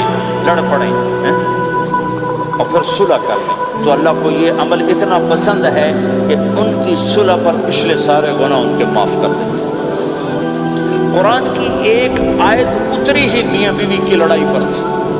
ایک خامد اپنی بیوی پہ بڑے ناراض ہوئے، مسجد میں بیٹھے بیٹھے انہوں نے نیت کی گھر جاؤں گا اور بیوی کی ٹھکائی کروں گا۔ یہ انہوں نے نیت کی، مسجد میں بیٹھے بیٹھے نیت کی گھر جاؤں گا میں ان چنگل لتر پھیرنا۔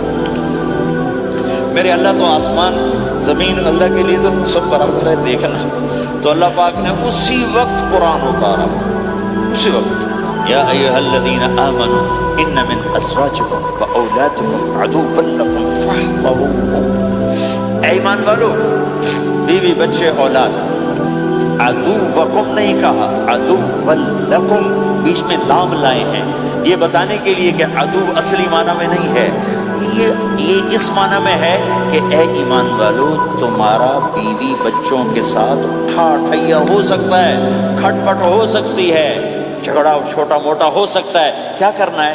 فاحذروہ، اس سے بچنا ہے، بڑھانا نہیں، بچنا ہے۔ کیسے بچنا ہے؟ ان تعفو، اس جھگڑے کو بڑھانا نہیں، مٹانا ہے۔ وتصفحوا، اس کا اثر دل سے مٹانا ہے۔ وتغفروا، پھر دوسرے کو معاف کرنا ہے۔ یہ تین کام میاں بیوی کرو، اگلا میں کروں گا، فإن اللہ غفور رحیم، تمہارے پچھلے میں سارے معاف کر دوں۔ تو اگر اس مجمع میں کوئی بیوی سے لڑا بیٹھا ہے تو جاتے جا کے صلح کر، کوئی ماں باپ سے لڑا بیٹھا ہے تو جاتے جا کے صلح کر، کوئی ماں باپ بچوں سے ناراض ہیں جا کے خود مان جائیں۔ اس ماحول میں بچوں کو پیار سے لے کے چلنے کی ضرورت ہے۔ میرے نبی کی زندگی محبت کا شاہکار ہے، ساری زندگی کسی کو ڈانٹا نہیں، ساری زندگی کسی کو ڈانٹا نہیں، اپنی وجہ سے، اپنی وجہ، کسی پہ ہاتھ نہیں اٹھایا، اپنی وجہ سے۔ حسن فرماتے میں نے 10 سال اللہ کے نبی کی خدمت کی، ایک دفعہ نہیں کہا یہ کیوں کیا، ایک دفعہ نہیں کہا یہ کیوں نہیں کیا۔ تو بھائیو یہ خوبصورت زندگی ہے۔ آپ یہاں تو خادم نہیں ہوتے، سارا گھرانہ ہی خادم ہوتا ہے۔ تو میں پاکستان میں ہوں تو میں اگلا چیپٹر بیان کرتا ہوں کہ نوکروں کے ساتھ بھی اچھا سلوک کرو۔ وہ یہاں ہے ہی نہیں، تو آپ کو بانڈے مانجنے، آپ کو ٹوائلٹ صاف کرنا ہے، آپ کو گڈی صاف کرنی، ڈرائیور بھی آپ پہ، مالک بھی آپ پہ، پٹرول بھی آپ پہ پاؤ بھائی، چنگا انگلینڈ ہے، پٹرول بھی آپ پہ پاؤ، ہوا بھی آپ پہ بھرو۔ 2.5 لاکھ کی گاڑی یا ڈرائیور آپ پہ، ہماری 2.5 لاکھ پاؤنڈ کی، ہماری 2.5 لاکھ کی سزوکی ہوتی ہے، ہمارا نوکر بیٹھا گاڑی چلا رہا ہوتا۔ نوکر تو اللہ کی بڑی نعمت ہے، تم اس سے محروم۔ کچھ اس کے فائدے بھی ہیں کچھ نقصان بھی ہیں، لیکن فائدے زیادہ ہیں۔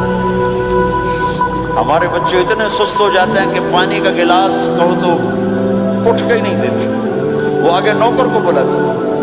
میری اپنی میرے ابا جی مجھے کوئی کام کہتے اتر جا میں نا ان سد کیا تو میں جا ابا جی آگے میں سد کیا، میں خود نہیں جاتا، ایسی سستی پڑ جاتی۔ یعنی تمہیں اپنی حماقت بتا رہا ہوں، سردی میں لیٹا ہوا تھا تو میری رضائی گر گئی تو میں نے باہر سے نوکر بلایا، میں کہا بشیرہ او جی اور آمینہ رضائی میرے اتنے پاس، اپنا سنا رہا ہوں۔ لیکن آپ جہاں جاب کرتے ہیں، جہاں جاب کر رہے ہیں وہاں دیانتداری سے جاب کرو، دھوکہ نہ ہو، فریب نہ ہو، فراڈ نہ ہو۔ آپ بھی کہیں ملازم تو ہیں، کہیں کام کر رہے ہیں، کوئی آپ کی دکان پہ کام کر رہا ہے، گھروں میں کام کرنے والے، دکانوں پہ کام کرنے والے تو ہیں۔ اور جن لوگوں کے پاس پیپر نہیں ہوتے ان کو اتنے تھوڑے پیسے دیتے ہیں کہ وہ بیچارے روٹی بھی نہ کھا سکتے، کہ بھائی یہ لینے چونکہ ان کو پتہ ہے کہ بیچارہ پھنسا ہوا ہے اور کہیں نہیں جا سکتا ہے۔ تو ایسا نہ کرو، یہ ظلم نہ کرو۔ اب بولتا ہے ایسے لوگ رکھو نہیں، تمہارے لیے قانون ہے، اس کی گنجائش کوئی نہیں۔ لیکن اگر کوئی اس طرح رکھتا ہے تو پھر یہ ظلم نہ کرے کہ 100 کی بجائے 10 پاؤنڈ دے رہا ہو، کہیں لینے تو لے لو، اس کو پتہ ہے اس بیچارے نے کہیں نہیں جانا۔ ایسے ظالم نہ بنو۔ وہ ہمارے یہاں کرائسس چل رہا ہے بہت زیادہ، تو جو بیچارہ پھنس جاتا ہے نا تو پراپرٹی بیچنے پر آتا ہے تو اس کی 1 کروڑ کی پراپرٹی کے 20 لاکھ لگاتے ہیں۔ میں گزر رہا تھا مال ٹاؤن میں، ایک دوست کے پاس ٹھہرا تھا، وہ پراپرٹی ڈیلر تھا۔ تو ہم صبح واک کر رہے تھے تو ایک گھر کے قریب سے گزرے، کچھ 6 کنال کا گھر تھا۔ اسے کہنے لگا مولانا اس گھر کی قیمت ہے 24 کروڑ، 24 کروڑ کا گھر ہے فزیکلی، لیکن اس کا مالک پھنس چکا ہے قرضوں میں، اب اس کو بیچنا چاہتا ہے تو 18 کروڑ سے اوپر 1 پیسہ نہیں کوئی لگا رہا، اور یہ اس بیچارہ بیچے گا، یہ 8 کروڑ کا لاس دے کر 6 کروڑ کا لاس دے کر بیچے گا جو یہ پھنس چکا ہے۔ میں نے کہا اگر میرے پاس پیسے ہوتے تو میں اس کا 24 کروڑ کا گھر لیتا 30 کروڑ کا، کہ 24 کروڑ اس کے قرضے میں جاتے اور 6 کروڑ سے اپنا الگ کاروبار کر لیتا۔ مسلمان تو مظلوم کی مدد کرتا ہے، مسلمان تو دکھی کی مدد کرتا ہے، نہ کہ مصیبت زدہ کو اور لوٹ لینا، مرے نو مارے شاہ مدار، یعنی مصیبت زدہ پر اور مصیبت ڈالے۔ بھائیو یہ وہ خوبصورت اخلاق ہیں، اپناؤ گے اللہ چمکائے گا، اللہ اس جہان کی عزت دے گا۔ اور ایک آخری میری بات ہے، بہت بڑا مجمع ہے، بہت سارے نوجوان نظر آ رہے ہیں، آج تک جو اللہ رسول سے جنگ کی اس سے صلح کر لیں، جو گناہ کی اس سے معافی مانگ لیں۔ ادھر ہم معافی مانگیں گے تو اللہ معاف کر دے گا، ادھر ہم توبہ کریں گے ادھر اللہ معاف کر دے گا۔ اور آپ تو ماشاءاللہ سارے بہت اچھے بیٹھے ہوئے ہیں۔ میرا ایک شاگرد ہے مولوی امجد، کراچی میں امام مسجد، اس کے پڑوس میں ایک عورت تھی، وہ لڑکیاں سپلائی کرنے کا کام کرتی تھی، کتنا ذلیل کام، اور سال اس کے بیٹے سے اس میرے شاگرد نے دوستی لگائی اور میرے بیان کی کیسٹ دے دی، کہ بھائی یہ سن لینا، میرے استاد جی کی کیسٹ۔ اس نے گھر میں جا کے لگا لی، اس کی ماں چلتے پھرتے کانوں میں آواز پڑ رہی ہے، آخر وہ آ کے بیٹھ گئی، کہنے لگی سنا، مجھے بھی سنا۔ تو اس نے سارا سنا، پھر کہا دوبارہ سنا، پھر سنا، کہا دوبارہ سنا، پھر سنا۔ تو کہنے کہ یہ کون ہے؟ کہا پتہ نہیں کون۔ تمہیں کس نے دی؟ کہا یہ امام مسجد نے۔ تو بچے کا ہاتھ پکڑا اور آ گئی دروازے پر، اسے لوگ تراویح پڑھ کے باہر نکل رہے تھے، کہنے میں نے امام صاحب سے ملنا ہے۔ وہ آ گئے، کہا جی یہ کیسٹ آپ نے دی؟ یہ کون ہے؟ کہا میرے استاد ہے۔ کیا نام ہے؟ طارق جمیل۔ اچھا، انہوں نے توبہ کی بڑی بات بتائی ہے، تمہیں پتہ ہے نا میرا کیا کام ہے؟ کہ میری توبہ قبول ہو سکتی ہے؟ کیوں نہیں ابا جی ہو سکتی؟ تو بہت ٹھیک ہے، پھر میں اللہ کو گواہ بناتی ہوں میری توبہ۔ اور اس نے مسجد میں آنا شروع کر دیا، تراویح 5واں روزہ ہے، اور دعا مانگتی ہے اللہ اگر میری توبہ قبول ہے تو مجھے اپنے پاس بلا لے، یا اللہ اگر میری توبہ قبول ہے تو مجھے اپنے پاس بلا لے۔ 29ویں روزے سجدے کی حالت میں اللہ نے اٹھا لیا۔ ساری زندگی کام کیا کیا؟ لڑکیوں کی سپلائی، اتنا بدترین کام، اور موت آئی رابعہ بصری جیسی۔ یہ ہے توبہ کا کمال، کہ اللہ کی رحمت سے کبھی نا امید نہیں ہونا چاہیے۔ اللہ کوئی تھانے دار نہیں ہے کہ اس نے چھتر پھیرنا ہے، اللہ کریم ہے، مہربان ہے، ہمارا دوست ہے، ہمارا رب ہے۔ تو جب کبھی خطا ہو فوراً توبہ کرو، فوراً توبہ کرو، انشاءاللہ ایک دن آئے گا کہ اللہ ہمیں اپنی توبہ پہ پکا کر دے گا۔ تو یہ نیت تو کرو سارے جتنے بیٹھے ہو بوڑھے جوان کہ پچھلے پر ہم توبہ کرتے ہو نیت، کہو یا اللہ میری توبہ، پھر کہو یا اللہ میری توبہ، پھر کہو یا اللہ میری توبہ۔ اگر یہ آپ نے سچے دل سے کہا ہے تو آپ کو مبارک ہو، آپ کے سب گناہ معاف ہو گئے، سارے معاف ہو گئے۔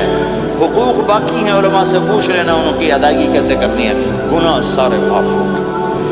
اور آئندہ اگر کبھی توبہ ٹوٹے تو پھر کر لینا، پھر کر لینا، پھر کر لینا، میرے رب کی رحمت پہ کوئی اثر نہیں پڑتا۔ لن تبلغوا ضری فتضرونی ولن تبلغوا نفعی فتنفعونی، یہ میرے رب کی صفت ہے۔ وہ کہتا میں نفع سے بھی پاک ہوں، نقصان سے بھی پاک ہوں، نہ کوئی مجھے نفع پہنچا سکتا ہے نہ کوئی نقصان پہنچا سکتا ہے۔ تو میرے گناہوں سے اس کو کیا گھاٹا پڑتا ہے، مجھے گھاٹا پڑتا ہے۔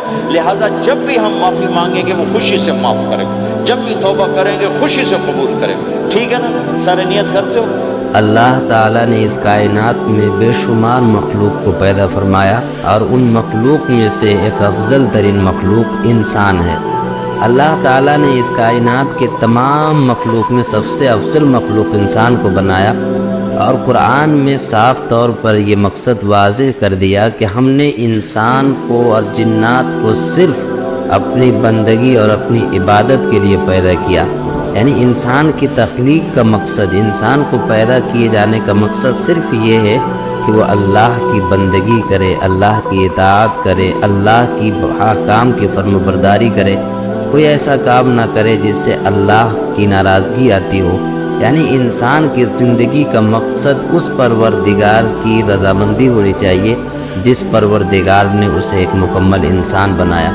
اللہ تعالیٰ نے کبھی اپنی نعمتوں کو گنوایا، کہیں اللہ تعالیٰ نے یہ کہا کہ کس نے یہ آنکھیں بنائی، کس نے یہ کان بنائے، کس نے یہ ہاتھ بنائے، وہ کون ہے؟ وہ اللہ ہے۔ اللہ تعالیٰ نے اپنی بے شمار نعمتوں کو قرآن میں بیان فرمایا اور لوگوں کو یہ تنبیہ فرمائی کہ تم متوجہ ہو جاؤ، اللہ کی طرف آؤ۔ انسانی زندگی کا مقصد صرف اور صرف اللہ کی رضامندی ہے، اور حقیقت بھی یہی ہے کہ اس کائنات کا مالک اور ہر چیز کا مالک صرف اللہ تعالیٰ ہے۔ انسان اپنے آپ میں بے بس ہے۔ انسان کی بے بسی کا عالم یہ ہے کہ وہ اپنی سانس کا بھی مالک نہیں ہے، اپنی زندگی کا بھی مالک نہیں ہے۔ ہر چیز پر اللہ کو کنٹرول حاصل ہے، تو پھر کیوں نہ ہو کہ اس پروردگار کو خوش کیا جائے جو تمام عالم کو بنانے والا ہے۔ سب سے بڑی بات یہ ہے، اللہ تعالیٰ نے قرآن میں یہ بیان فرمایا کہ انسانوں کو ہم نے آنکھیں دی ہے، بصیرت بھی دی ہے، بصارت بھی دی ہے، یعنی سوچنے اور سمجھنے کی طاقت بھی دی ہے۔ انسان ہی ایک ایسی مخلوق ہے جس کو اللہ تعالیٰ نے عقل جیسی نعمت سے نوازا ہے۔ انسان صحیح اور غلط کو سمجھ سکتا ہے، صحیح اور برے راستوں کو جان سکتا ہے۔ اسی لیے اللہ تعالیٰ نے یہ نعمت دی ہے تاکہ انسان اللہ کی طرف آئے، اللہ کو پہچانے، اور جو کچھ اللہ تعالیٰ کے احکامات ہیں ان چیزوں پر عمل کرے۔ اللہ تعالیٰ نے اس کام کے لیے بہت سارے نبیوں کو بھیجا، چنانچہ حضرت آدم علیہ السلام سے لے کر محمد صلی اللہ علیہ وسلم تک ایک نبیوں کا سلسلہ جاری رہا۔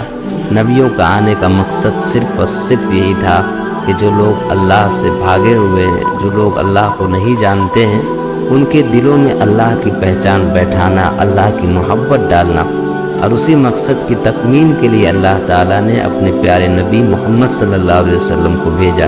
جب اللہ کے نبی صلی اللہ علیہ وسلم آئے تو آپ نے بھی لوگوں کو یہی بتایا، اللہ سے ملنے کا طریقہ سمجھایا، اللہ سے قریب کیا، اور بہت ساری باتیں جو اللہ تعالیٰ نے اپنی تعلیمات سے اور اللہ تعالیٰ کی طرف سے نازل کردہ قرآن سے اللہ کے نبی صلی اللہ علیہ وسلم نے لوگوں کو بتایا اور سمجھایا۔ اس لیے اللہ تعالیٰ کے قریب ہونا چاہیے، اور اللہ تعالیٰ بار بار قرآن میں یہ بات ارشاد فرماتا ہے کہ میں ہی ہوں جو اپنی مخلوق کی روزی کا مالک ہوں اور اس کا ذمہ دار بھی ہوں، اور میری ہی بس تمام چیزوں پر چلتا ہے۔ اور اللہ تعالیٰ یہ بھی بیان فرماتے ہیں کہ میں بڑا غفور الرحیم ہوں، اگر کسی سے کوئی خطا ہو جائے تو اس سے شرمندہ نہ ہو، بلکہ اللہ تعالیٰ کے حضور توبہ کرے، میں بڑا بخشنے والا ہوں، میں بڑا معاف کرنے والا ہوں۔ اللہ تعالیٰ اپنی صفت کو قرآن میں کئی جگہ بیان کرتے ہیں۔ اس لیے اگر کسی سے گناہ بھی ہو تو پھر وہ اللہ کی طرف رجوع کرنا چاہیے۔ اللہ تعالیٰ عمل کی توفیق عطا فرمائے۔ سبسکرائب کریں ہمارے چینل لائٹ ہیومینٹی کو، کلک کریں بیل آئیکن پہ جس سے ہر ایک